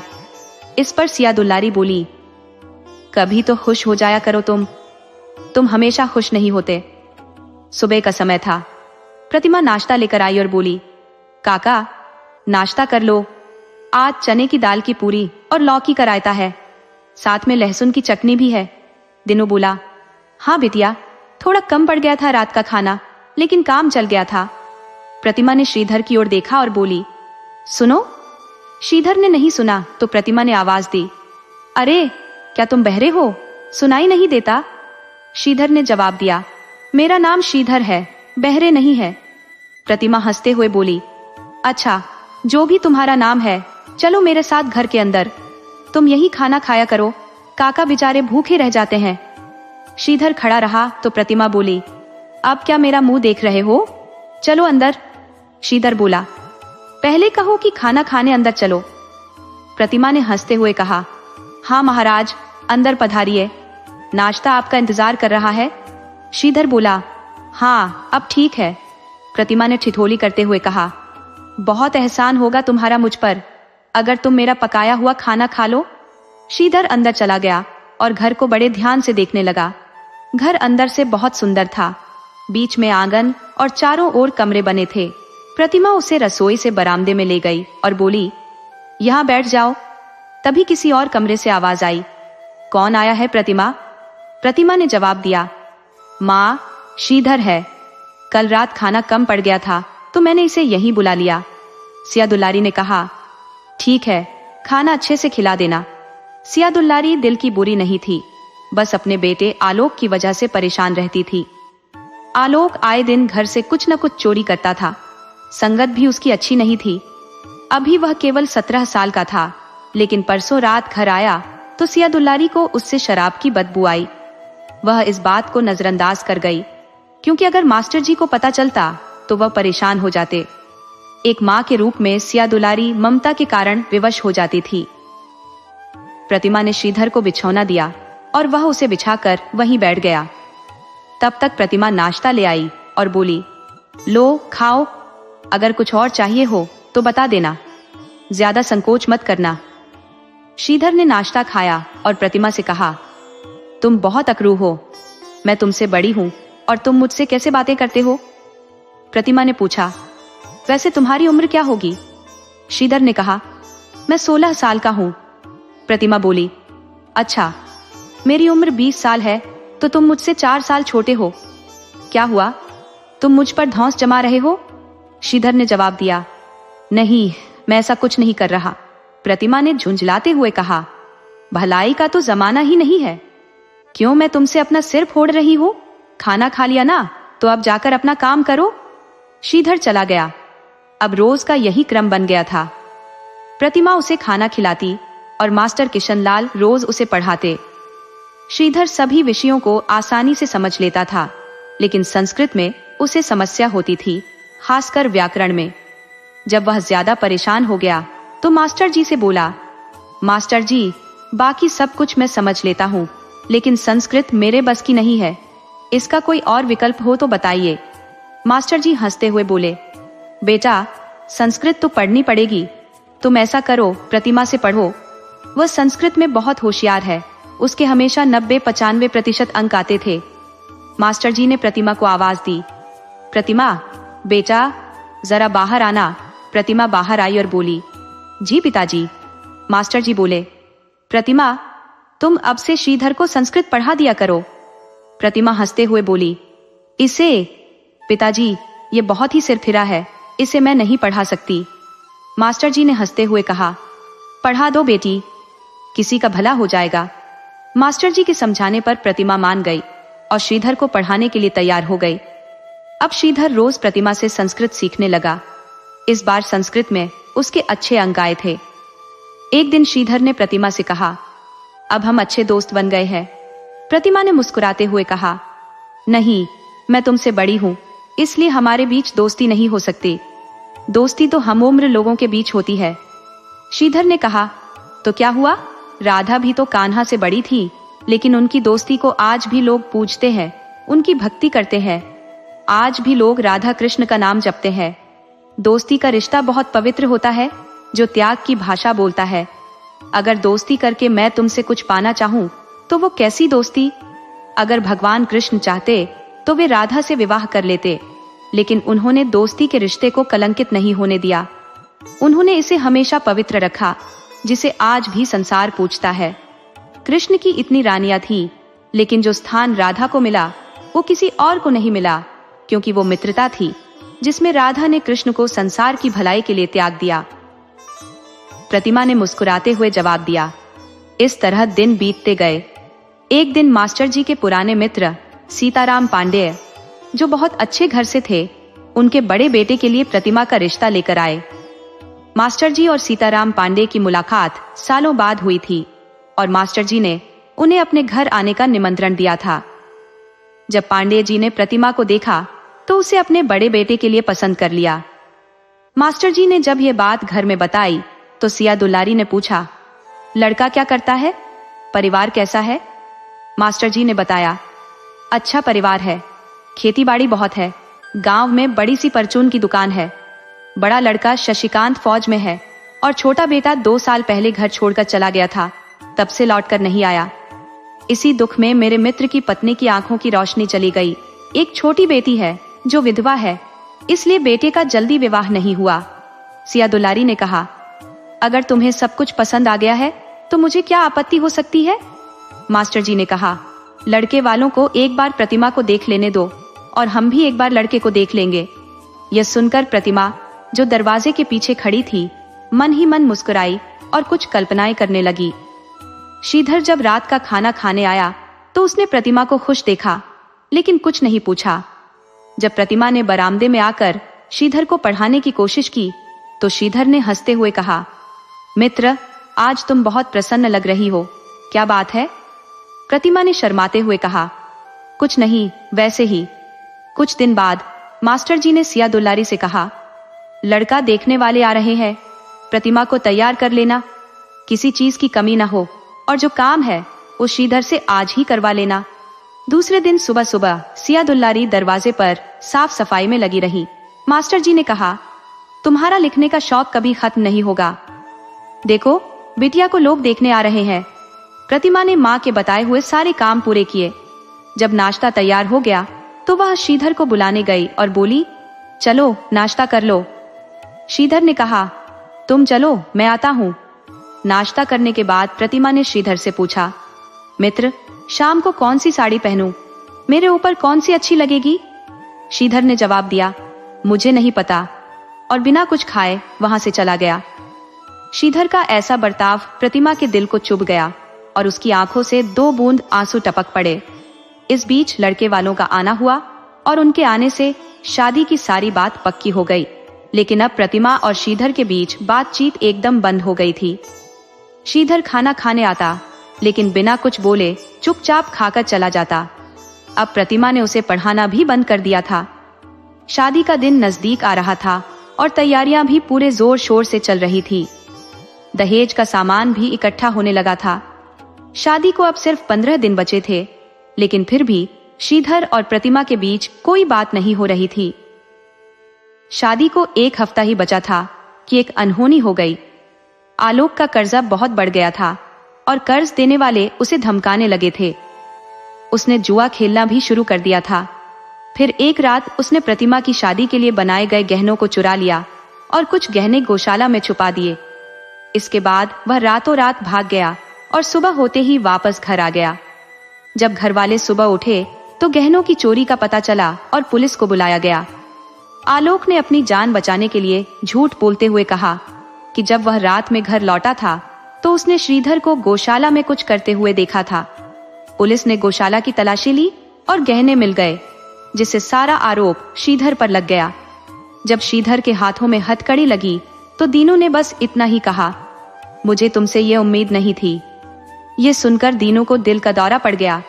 श्रीधर बहुत रोया और हथकड़ियों में जकड़ा हुआ ही अपने बाबा का अंतिम संस्कार किया। मास्टर जी को पूरा विश्वास था कि श्रीधर ऐसा नीच काम नहीं कर सकता। उन्हें अपने बेटे आलोक पर शक हो रहा था और सिया दुलारी भी समझ तो रही थी, लेकिन खुलकर कुछ नहीं कह पा रही थी। शायद उनकी ममता आड़े आ रही थी। मास्टर जी ने पुलिस से कहा कि पूरी जांच फिर से करवाई जाए। जांच के बाद पता चला कि असली दोषी आलोक ही था। उसने गहनों को चुराकर कुछ कर्ज चुकाने में खर्च कर दिए थे और बाकी गहनों को गौशाला में छुपा दिया था, ये सोचकर कि जरूरत पड़ने पर निकाल लूंगा। आलोक का दोष साबित हो गया और पुलिस ने उसे गिरफ्तार कर लिया। मास्टर किशनलाल आलोक के इस रवैये से बहुत दुखी हुए। उन्हें गहरा आघात लगा, क्योंकि आलोक ने अपनी जान बचाने के लिए एक निर्दोष को दोषी ठहरा दिया था। मास्टर जी फौरन पुलिस स्टेशन गए और आलोक के सामने आते ही आलोक बोला, पिताजी, आप यह ठीक नहीं कर रहे हैं। आप अपने बेटे से ज्यादा एक नौकर के बेटे को महत्व दे रहे हैं। लेकिन मास्टर जी ने उसकी एक नहीं सुनी। उन्होंने कहा, तूने मेरी इज्जत मिट्टी में मिला दी। समाज में बहन की शादी होने वाली है और तू उसके गहने चुरा कर ले आया।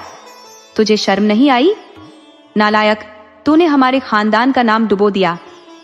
इसके बाद मास्टर जी पुलिस स्टेशन से श्रीधर को छुड़ाकर घर ले आए। श्रीधर घर आकर मास्टर जी के पैरों पर सिर रखकर बहुत रोया और बोला, मास्टर जी, मैं दोषी नहीं था, मैंने कोई चोरी नहीं की, मैं ऐसा कभी सोच भी नहीं सकता। आप मेरे पिता समान है, आपने मुझे आश्रय दिया, रहने की जगह दी, खाना और कपड़े दिए। क्या मैं आपके साथ विश्वासघात कर सकता हूँ? मेरे बाबा भी मुझे दोषी समझकर इस दुनिया से चले गए, उनकी आत्मा को कितना कष्ट हुआ होगा, मैं अपने आप को कभी माफ नहीं कर पाऊंगा। श्रीधर लगातार रोए जा रहा था। तब मास्टर जी बोले, नहीं बेटा, मैं तुम्हें दोषी नहीं मानता और ना ही पहले माना था, इसलिए तो मैं तुम्हें छुरा कर लाया हूँ।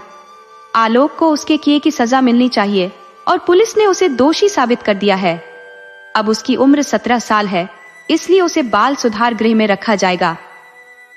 लेकिन श्रीधर बोला, मेरा मन बहुत दुखी है, मेरे जीवन में जो कलंक लग चुका है वह मुझे चैन से जीने नहीं देगा, मुझे इस कलंक को मिटाना ही होगा।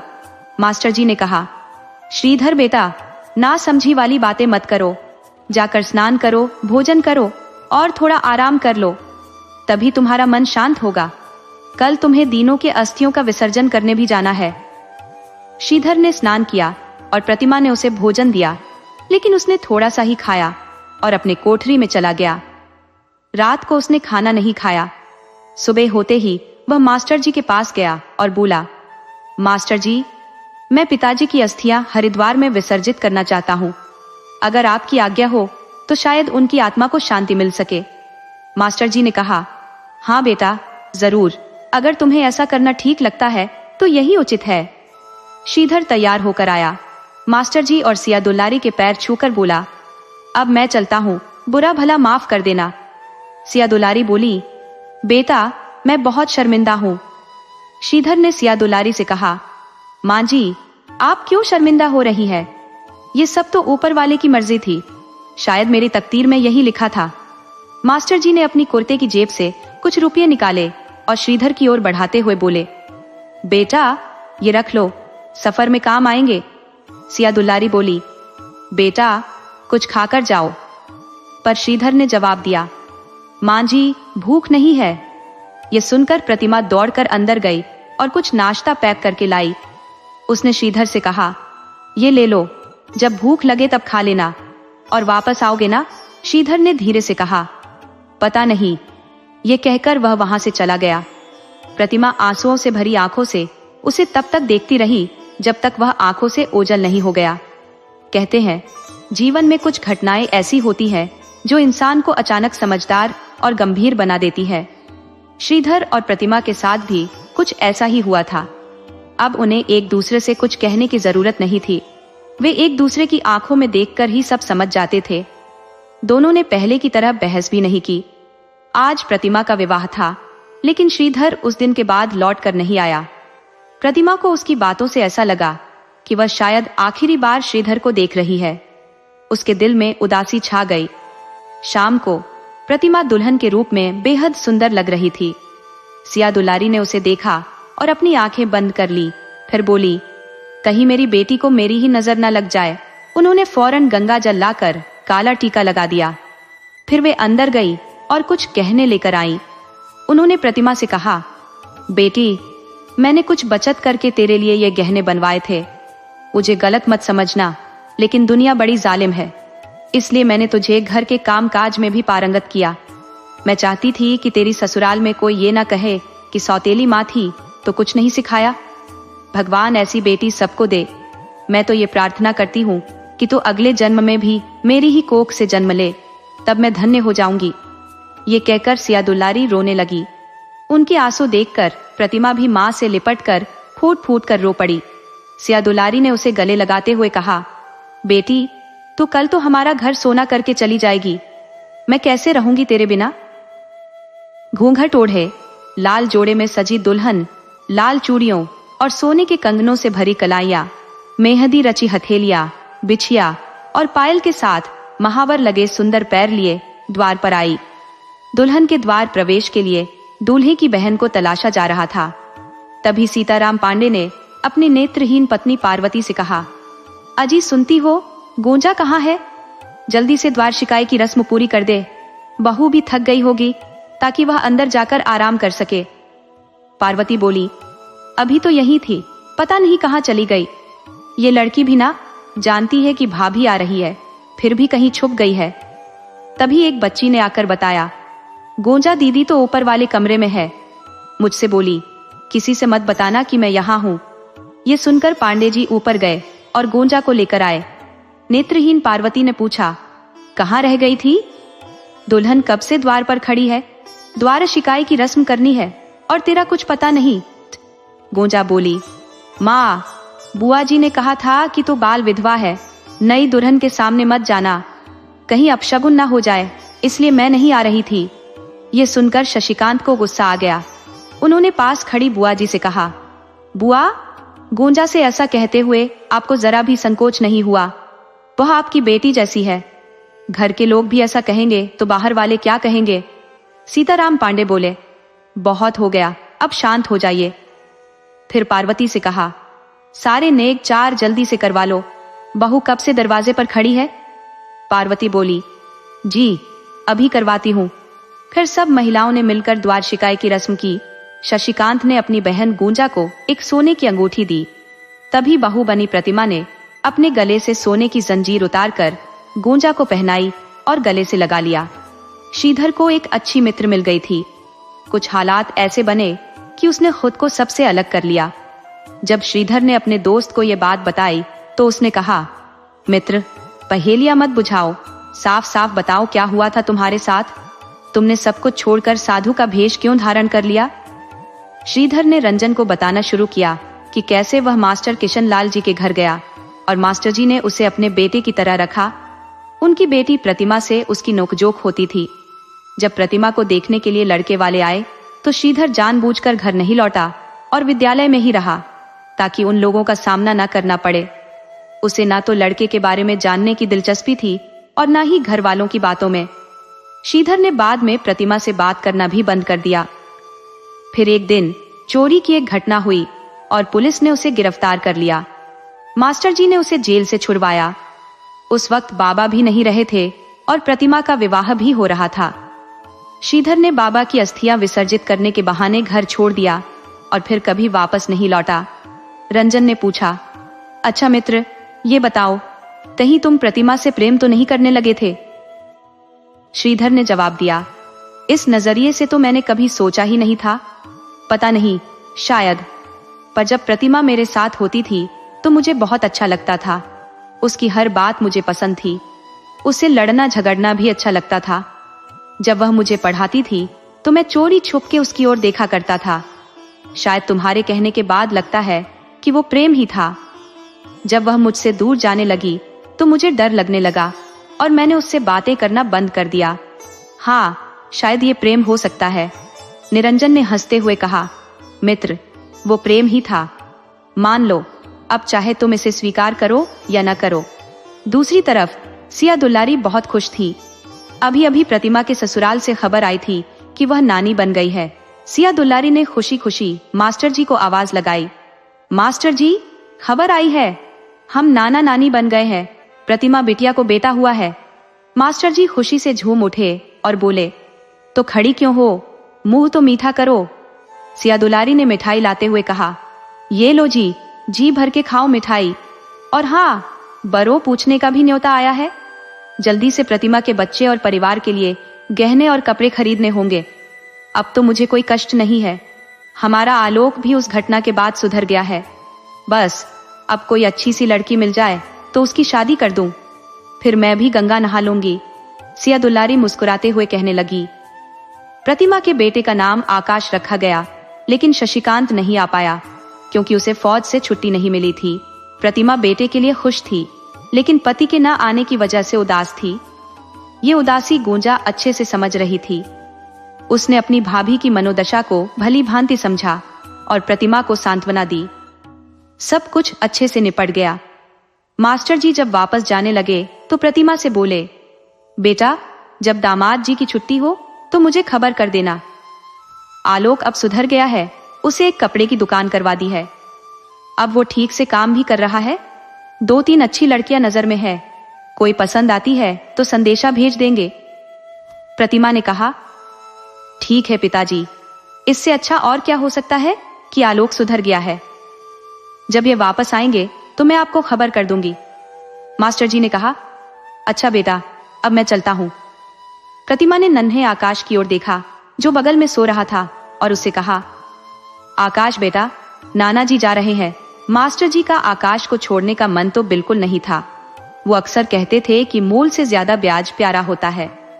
जब शशिकांत को छुट्टी मिली तो प्रतिमा ने अपने मायके खबर भिजवाई। उसी दौरान मास्टर जी ने आलोक का विवाह भी तय कर दिया। पूरी फैमिली के साथ प्रतिमा अनोखे विवाह में शामिल हुई, लेकिन जब भी वह गौशाला की ओर देखती उसका दिल उदास हो जाता। शशिकांत भी उसके मन की बातें समझ रहा था।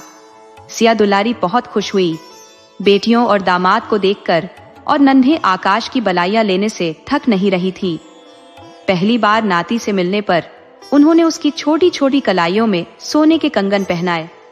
अब वहीं उसकी देखभाल करती, उसे नहलाती धुलाती और दिन भर उसे अपने पास रखती। आलोक का विवाह हो गया और नई दुल्हन घर में आ गई। सब कुछ ठीक होने के बाद प्रतिमा कुछ दिन रुककर अपने परिवार के साथ वापस लौट आई। काफी समय बीत गया। सिया दुलारी बोली, ए जी, जरा बेटियों और नाती से मिलाओ, देखो कैसे हैं, क्या हाल है उनका। मास्टर जी ने कहा, ठीक है, कल ही चला जाता हूँ। अगले दिन मास्टर जी प्रतिमा के घर पहुंचे। गूंजा आकाश के साथ खेल रही थी। मास्टर जी को देखकर गूंजा बोली, अरे चाचा जी, आप अंदर चलिए, मैं आपके लिए पानी लेकर आती हूँ। तभी आकाश बोल पड़ा, रुको बुआ, मैं लाता हूँ नाना जी के लिए पानी। अब मैं बड़ा हो गया हूँ, माँ कहती है कि अब मैं 5 साल का हो गया हूँ और समझदार भी हो गया हूँ।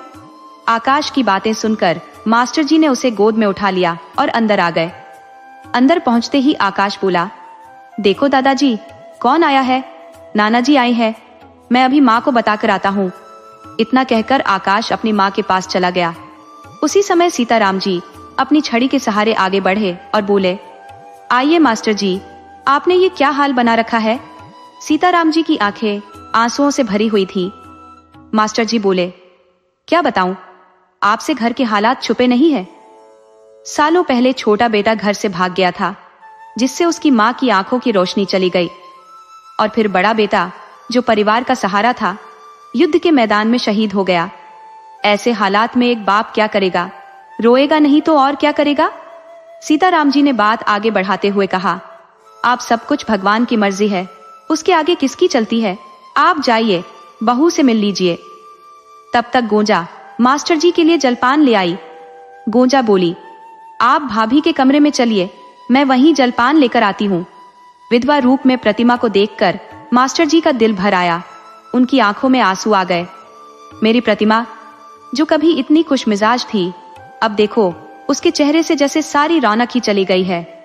2 साल हो गए शशिकांत को गए हुए और घर का हाल देखो, सब जैसे बिखर सा गया है। मास्टर जी के मन में यह विचार करते हुए वे एक रात रुककर बेटी से मिलकर वापस लौट गए। अब निरंजन और श्रीधर की मित्रता को 5 साल हो गए थे। निरंजन श्रीधर से बस 1 या 2 साल बड़ा था, लेकिन वह उसे बड़े भाई जैसा मानता था। निरंजन की नशे की लत से तंग आकर श्रीधर ने खुद को पूरी तरह नशे से दूर कर लिया था। एक दिन निरंजन को खून की उल्टियां होने लगी और उसकी हालत गंभीर हो गई। एक दिन निरंजन ने श्रीधर से कहा, मित्र, लगता है मेरा अंतिम समय आ गया है। श्रीधर ने उसे दिलासा देते हुए कहा, ऐसा मत कहो मित्र। निरंजन ने कहा, मुझे एक वचन दो मित्र, अगर मैं मर जाऊं तो ये खबर मेरे घर वालों तक पहुंचा देना। उसके बाद निरंजन की हालत और बिगड़ गई और एक हिचकी के साथ उसने दम तोड़ दिया। श्रीधर ने बहुत दुखी मन से उसका अंतिम संस्कार किया और उसके घर वालों को उसकी मृत्यु की सूचना देने निकल पड़ा। उधर आलोक भी दुकान और घर को ठीक से संभाल रहा था। कभी कभी वह गांव भी चला जाता था खेती बाड़ी देखने। मास्टर जी यह सब देखकर संतुष्ट होते थे कि अब उनका बेटा जिम्मेदारी समझने लगा है। इन 5 सालों में वह 2 बच्चों का पिता भी बन गया था। अब मास्टर जी का घर गृहस्थी में मन नहीं लगता था। प्रतिमा की वजह से उनका मन बहुत शांत रहने लगा था। वे प्रतिमा को अपने पास बुला नहीं सकते थे क्योंकि उसके उस घर की ज्यादा जरूरत थी। एक दिन मास्टर जी सिया दुल्लारी से बोले, अब यहाँ मन नहीं लगता भाग्यवान, मन बहुत शांत हो गया है। प्रतिमा के बारे में सोच सोच कर दिल घबराता है। मन की शांति के लिए कहीं चला जाऊं। उसे मिले बिना भी चैन नहीं मिलता, और मिलने के बाद जो मनोदशा होती है तुम्हें बता नहीं सकता। जब से उसके घर से आया हूं कहीं भी मन नहीं लग रहा है। उसका उदास चेहरा, बुझी बुझी आंखें, बिना सिंदूर और बिंदी के माथा देखकर ऐसा लगता है कि क्या करूं जिससे मेरी बेटी के सारे दुख दूर हो जाए। सियादुल्लारी ने भी सिर हिलाते हुए कहा, सही कहते हो जी, मुझ में भी हिम्मत नहीं रह गई है उसे सांत्वना देने की। बहुत बड़ा दर्द लेकर जी रही है हमारी प्रतिमा। मास्टर जी ने कहा, इसलिए सोचा कि कुछ दिन के लिए प्रयाग हुआऊं। मन लग गया तो वहीं रह जाऊंगा। अब यहाँ की सारी जिम्मेदारी आलोक ने संभाल ली है। अब मैं भी अपने बूढ़े शरीर और दिमाग को आराम देना चाहता हूँ। वहां गंगा मैया में डुबकी लगाकर ही मन को शांति मिलेगी। सियादुलारी बोली, तुम अकेले क्यों जाओगे जी? मैं भी तुम्हारे साथ चलूंगी। जहां तुम रहोगे वहीं मैं भी रहूंगी। मास्टर जी और सियादुलारी निकल पड़े प्रयाग की ओर। वहां एक मंदिर के पास किराए का कमरा लेकर रहने लगे। आपका आदेश समझ में आ गया है और मैं उसे लागू करूंगा। निम्नलिखित पुनर्लेखन के लिए मैंने आपकी सभी हिदायतों का पालन किया है, जिसमें मैंने शब्दों को गहरे अर्थ और अद्वितीयता के साथ लिखा है। कुछ समय तक वहां रहकर मास्टर जी को वही अच्छा लगने लगा। मास्टर जी मंदिर में गरीब बच्चों को पढ़ाते और सियादुल्लारी भी मंदिर के भोज भंडार में हाथ पटाने लगी। अब मास्टर जी का सारा ध्यान मंदिर और बच्चों की पढ़ाई पर केंद्रित था, जिससे उनकी चिंताएं भी कम हो गई थी। मास्टर जी ने सोचा कि प्रतिमा को यहाँ बुला लेते हैं। कुछ समय यहाँ रहने से शायद वह भी भीड़भाड़ से दूर शांति पा सके। उन्होंने प्रतिमा को पत्र में ठिकाना लिखकर बुलाया, पर प्रतिमा ने आने से इनकार कर दिया कि उस पर बहुत सी जिम्मेदारियां हैं और वह नहीं आ सकेगी। एक सुबह जब गोंजा दरवाजे पर झाड़ू लगा रही थी, तभी श्रीधर वहां आया। श्रीधर ने गोंजा से पूछा, यह सीताराम पांडे जी का घर है? गोंजा ने कहा, हाँ जी, आप कौन है और किससे मिलना है? श्रीधर ने जवाब दिया, मैं निरंजन का मित्र हूँ और उनके बारे में कुछ बताना है। गोंजा ने कहा, जी अंदर आइए, जो भी कहना है पिताजी से कहिए। श्रीधर घर के अंदर चला गया और गोंजा ने कहा, बाबूजी, ये आपसे मिलने आए हैं। नेत्रहीन सीताराम जी ने पूछा, जी कौन? तो श्रीधर ने कहा, जी मैं निरंजन। इससे पहले कि वह कुछ और कह पाता, सीताराम जी उसे गले लगाकर रोने लगे। श्रीधर को यह देखकर अजीब सा लगा कि वर्षों से बिछड़े हुए माँ बाप को अपने बुढ़ापे का सहारा मिल गया था। वे बस उसे गले लगाकर जी भर कर रोना चाहते थे और माँ बाप के आंसू देखकर श्रीधर को कुछ कहने की हिम्मत ही नहीं हुई। जब माँ बाप का जी भर गया तो उन्होंने गोंजा से कहा, ये तेरा बिछड़ा भाई है, तूने पहचाना नहीं? फिर बोले, जा अपने भाभी से मिलवा दे। श्रीधर ने गोंजा से इशारे में कहा कि मैं निरंजन नहीं हूं। तब गोंजा ने भी इशारे से कहा, अभी चुप रहो। गोंजा उसे प्रतिमा के कमरे में ले गई और पूछा, आप रंजन भैया के मित्र हैं? क्या बताने वाले थे उनके बारे में? श्रीधर ने जवाब दिया, जी निरंजन मेरे मित्र थे। गोंजा ने पूछा, मित्र थे, इसका क्या मतलब? श्रीधर ने कहा, अब वह इस दुनिया में नहीं रहे। बहुत ज्यादा नशा करने के कारण उनके सीने में दर्द रहने लगा था और उनके फेफड़े खराब होने लगे थे। फिर भी उन्होंने नशा करना बंद नहीं किया। बाद में उन्हें खून की उल्टियां होने लगी। जांच के बाद पता चला कि उन्हें तपेदिक हो गया है। उनकी हालत में कोई सुधार नहीं हुआ और एक दिन उनकी तबीयत ज्यादा खराब हो गई और वह हम सबको छोड़कर चले गए। उन्होंने मुझसे वादा लिया था कि यही सूचना मैं आप लोगों तक पहुंचाऊं, इसलिए मैं यहाँ आया हूँ। लेकिन आपके माँ बाबूजी ने मुझे ही निरंजन समझ लिया और आपने भी उन्हें कुछ नहीं बताने दिया। ये सुनते ही गोंजा की आंखों में आंसू आ गए और वह बोली, हे भगवान, मेरे माँ बाप के भाग्य में इतना बड़ा दुख क्यों लिखा था? वर्षों से खोए हुए बेटे की आशा में माँ रोते रोते अपनी आंखों की रोशनी गंवा चुकी है। बूढ़े माँ बाप का बुढ़ापे का एकमात्र सहारा भी नहीं रहा, वो भी फौज में शहीद हो गए। दिन रात रोने से बाबूजी की भी आंखें चली गई। जवान विधवा भाभी को देखकर कलेजा मुंह को आता है। कितनी बड़ी मुसीबत लेकर जी रही है बेचारी। बिना श्रृंगार के सोना चेहरा देखकर दिल पर क्या गुजरती है, ये मैं ही जानती हूँ। और गोंजा फूट फूट कर रोने लगी। श्रीधर उसे चुप कराने की कोशिश कर रहा था, बड़ी मुश्किल से गोंजा ने अपने आंसू रोके ताकि माँ बाबूजी को यह पता न चले कि निरंजन भैया अब नहीं रहे। फिर वह श्रीधर को लेकर प्रतिमा के कमरे में गई। गोंजा ने कहा, आप यहीं बाहर बैठे, मैं भाभी को बताती हूँ कि आप आए हैं। श्रीधर ने सिर हिलाकर हामी भर दी और गोंजा अंदर कमरे में जाकर प्रतिमा से सब कुछ बता दी। ये कोई निरंजन भैया के मित्र आए हैं और उन्हें बाबूजी ने निरंजन का संदेश लाने वाला समझ लिया है और वो कह रहे हैं कि रंजन भैया अब नहीं रहे। ऐसा कैसे हो सकता है? प्रतिमा ने हैरानी से पूछा। तुमने किसी अनजान पर भरोसा कर लिया और उसे अंदर भी बुला लिया? गोंजा थोड़ी शर्मिंदा होकर बोली, मुझे माफ कर दीजिए भाभी, लेकिन आप खुद ही उससे बात करके सच्चाई जान ले तो बेहतर होगा। अच्छा, बुलाओ, मैं बात करती हूँ, प्रतिमा बोली और गोंजा ने आवाज दी, अंदर आ जाइए। जैसे ही श्रीधर प्रतिमा के सामने आया, दोनों एक दूसरे को देखकर हैरान रह गए। दोनों ने एक दूसरे को देखा पर कुछ कहा नहीं, बस एक दूसरे की आंखों में झांक कर दर्द समझ लिया। दिल में भारीपन था पर दोनों ने आंसुओं को रोका, क्योंकि समाज के नियम और बंधन होते हैं जिनका पालन करना पड़ता है। इंसान खुद ही अपने चारों ओर एक दायरा खींच लेता है और उससे बाहर नहीं निकल पाता। शायद प्रतिमा और श्रीधर ने भी ऐसा ही किया था। अच्छा, बुलाओ, मैं बात करती हूँ, प्रतिमा बोली और गोंजा ने आवाज दी, अंदर आ जाइए। जैसे ही श्रीधर प्रतिमा के सामने आया, दोनों एक दूसरे को देखकर हैरान रह गए। दोनों ने एक दूसरे को देखा पर कुछ कहा नहीं, बस एक दूसरे की आंखों में झांक कर दर्द समझ लिया। दिल में भारीपन था पर दोनों ने आंसुओं को रोका, क्योंकि समाज के नियम और बंधन होते हैं जिनका पालन करना पड़ता है। इंसान खुद ही अपने चारों ओर एक दायरा खींच लेता है और उससे बाहर नहीं निकल पाता। शायद प्रतिमा और श्रीधर ने भी ऐसा ही किया था। प्रतिमा ने गोंजा से कहा, मैं इन्हें जानती हूँ, ये मेरे पिताजी के छात्र रह चुके हैं। ठीक है भाभी, गोंजा बोली, लेकिन जो इन्होंने निरंजन भैया के बारे में कहा है, अगर यह बात माँ बाबूजी को पता चली तो उनका क्या हाल होगा। जब से मैंने यह सुना है, मेरा दिल बुरी तरह से दुखी है और माँ बाबूजी के बारे में सोचकर तो और भी बुरा लग रहा है। गोंजा रोने लगी। दोनों की हालत देखकर श्रीधर का मन भी उदास हो गया। तभी बिस्तर पर सोए आकाश ने आंखें खोली और पूछा, क्या हुआ माँ, आप और बुआ क्यों रो रही है? और ये कौन है? गोंजा ने जवाब दिया, कुछ नहीं बेटा, ऐसे ही। और ये हमारे मेहमान हैं। गोंजा ने जवाब दिया, कुछ नहीं बेटा, ऐसे ही। और ये हमारे मेहमान हैं।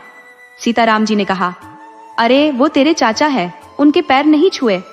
सीताराम जी ने कहा, अरे वो तेरे चाचा है, उनके पैर नहीं छुए। आकाश बोला, नहीं दादाजी।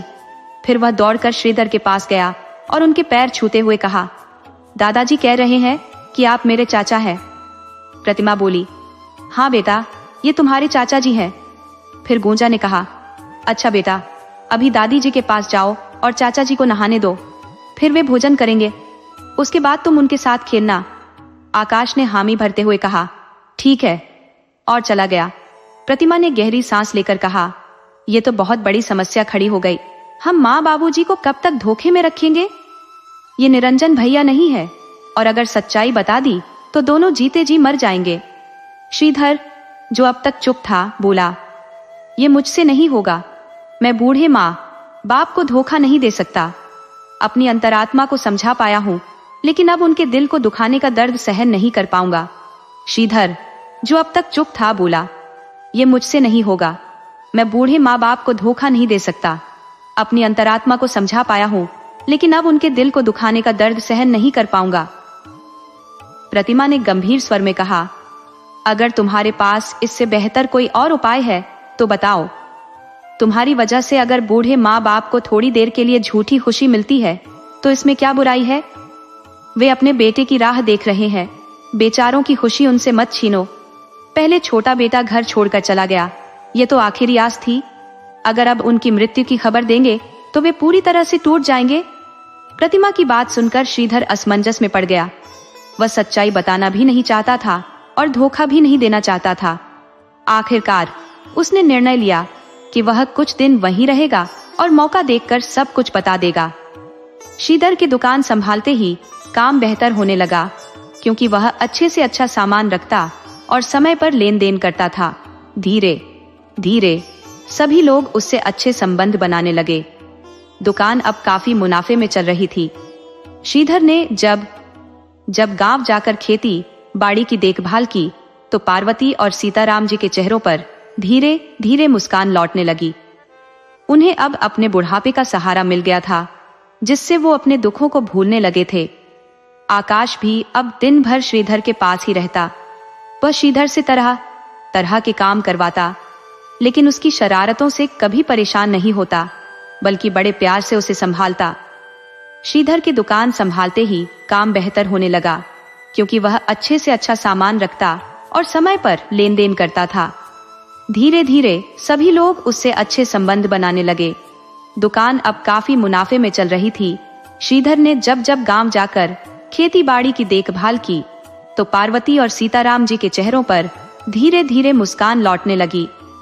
उन्हें अब अपने बुढ़ापे का सहारा मिल गया था, जिससे वो अपने दुखों को भूलने लगे थे। आकाश भी अब दिन भर श्रीधर के पास ही रहता। वह श्रीधर से तरह तरह के काम करवाता, लेकिन उसकी शरारतों से कभी परेशान नहीं होता, बल्कि बड़े प्यार से उसे संभालता। लेकिन इन सब के बीच प्रतिमा ने कुछ खास बातें नोटिस की।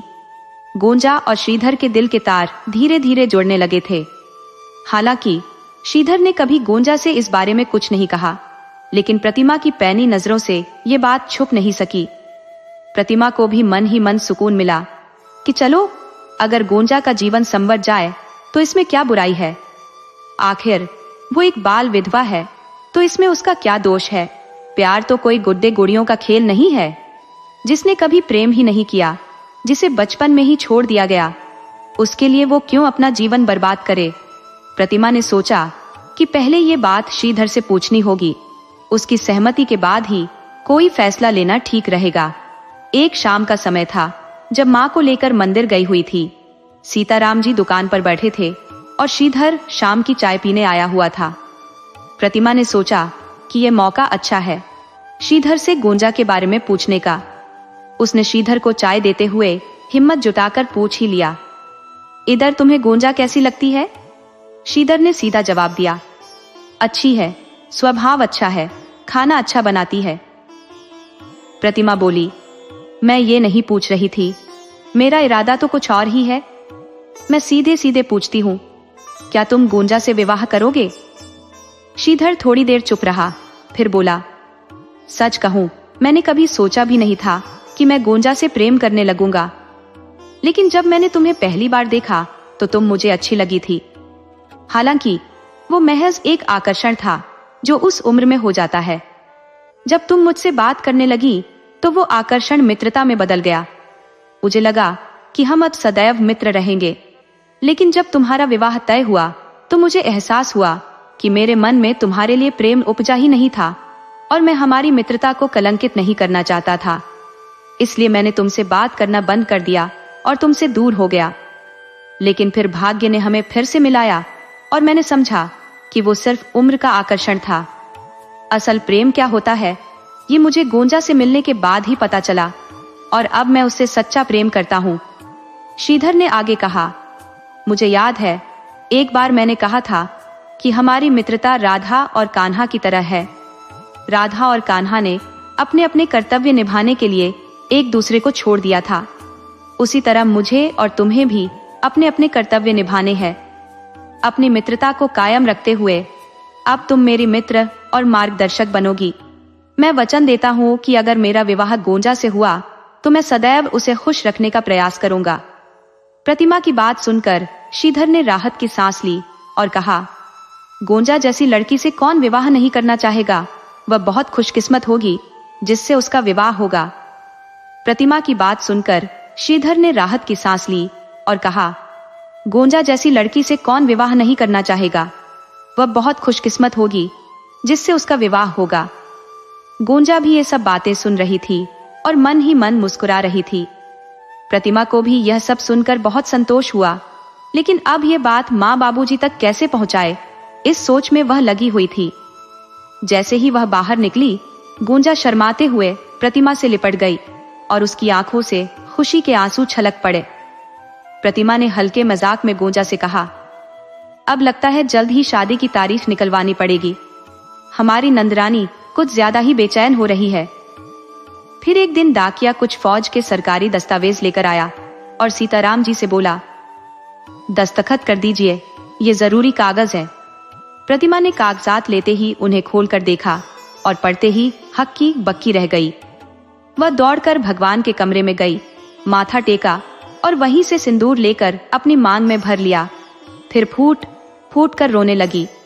घर वाले हैरान थे कि अचानक क्या हो गया जो प्रतिमा का यह हाल हो गया। प्रतिमा ने कागजात लेते ही उन्हें खोलकर देखा और पढ़ते ही हक्की बक्की रह गई। वह दौड़कर भगवान के कमरे में गई, माथा टेका और वहीं से सिंदूर लेकर अपनी मांग में भर लिया। फिर फूट फूट कर रोने लगी। घर वाले हैरान थे कि अचानक क्या हो गया जो प्रतिमा का यह हाल हो गया। श्रीधर ने वह कागजात अपने हाथ में लेकर पढ़े और उसके चेहरे पर खुशी झलक आई।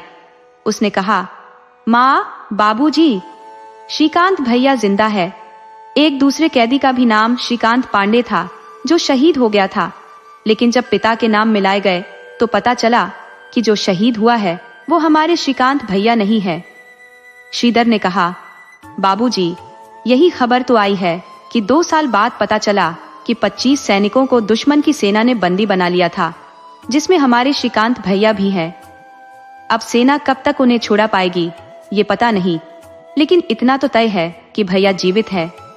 श्रीधर ने कहा, बाबूजी, यही खबर तो आई है कि 2 साल बाद पता चला कि 25 सैनिकों को दुश्मन की सेना ने बंदी बना लिया था, जिसमें हमारे श्रीकांत भैया भी हैं।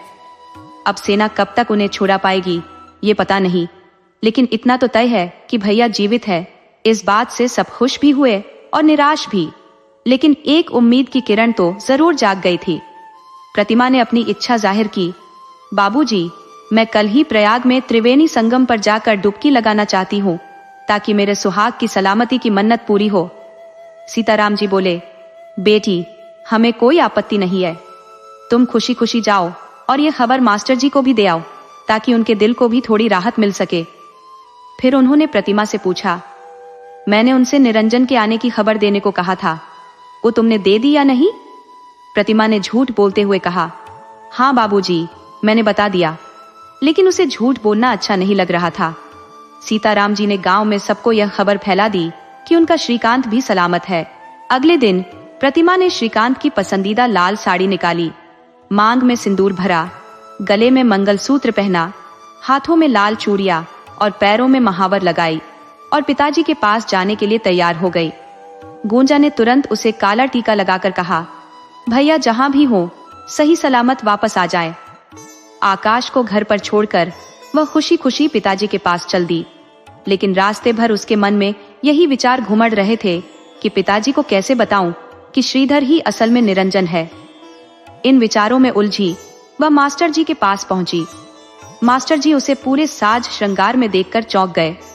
प्रतिमा उनके गले लगकर फूट फूट कर रोने लगी और सारी बात बता दी। मास्टर जी उस दिन बेहद खुश हुए।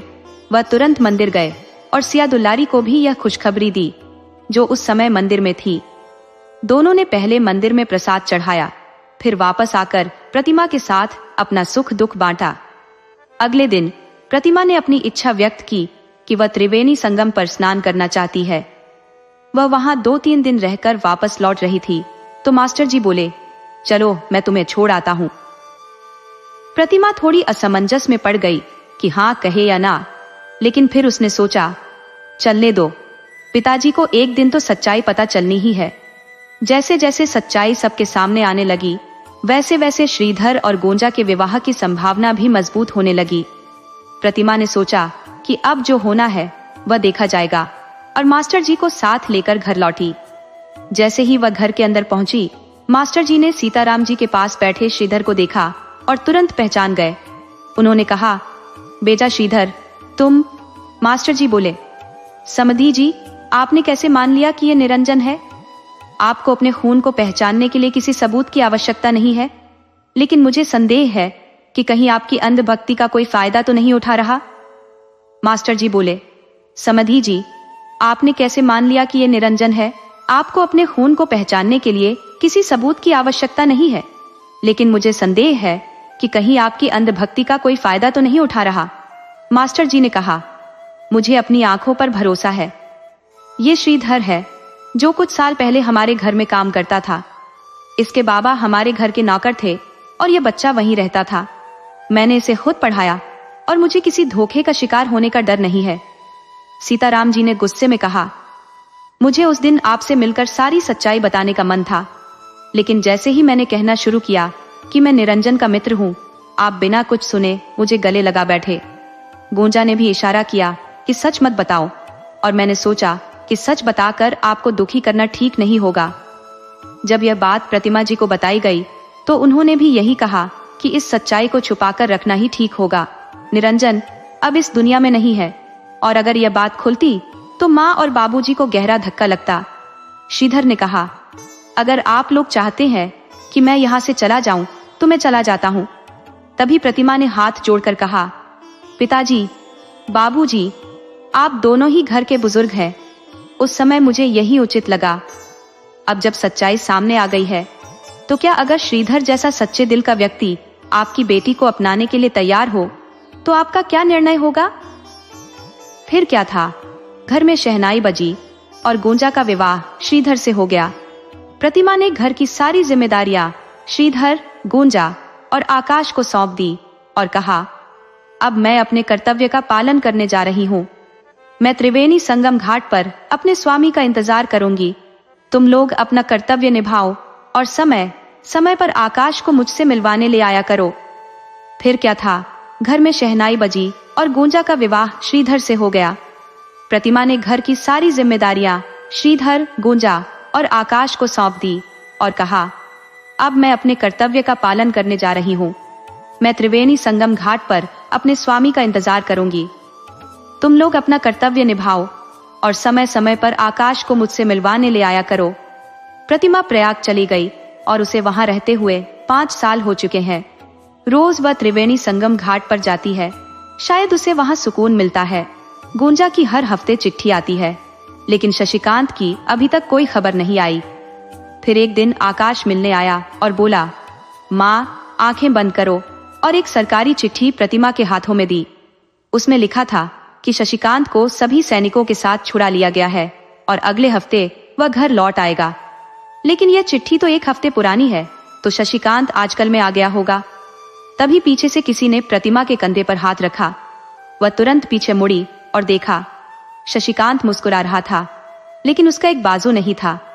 प्रतिमा उसे गले लगाकर फूट फूट कर रो पड़ी। उसने शिकायत की, कहाँ थे अभी तक? सारे लोग वहां जमा हो गए और सबके साथ शशिकांत भी प्रयाग आया था। गुंजा के अब 2 बच्चे भी हो चुके हैं। 5 सालों में बहुत कुछ बदल गया, लेकिन प्रतिमा की उम्मीद नहीं बदली। उसे विश्वास था कि शशिकांत एक दिन जरूर लौट कर आएगा। इस तरह शशिकांत और प्रतिमा का संगम पर पुनर्मिलन हुआ।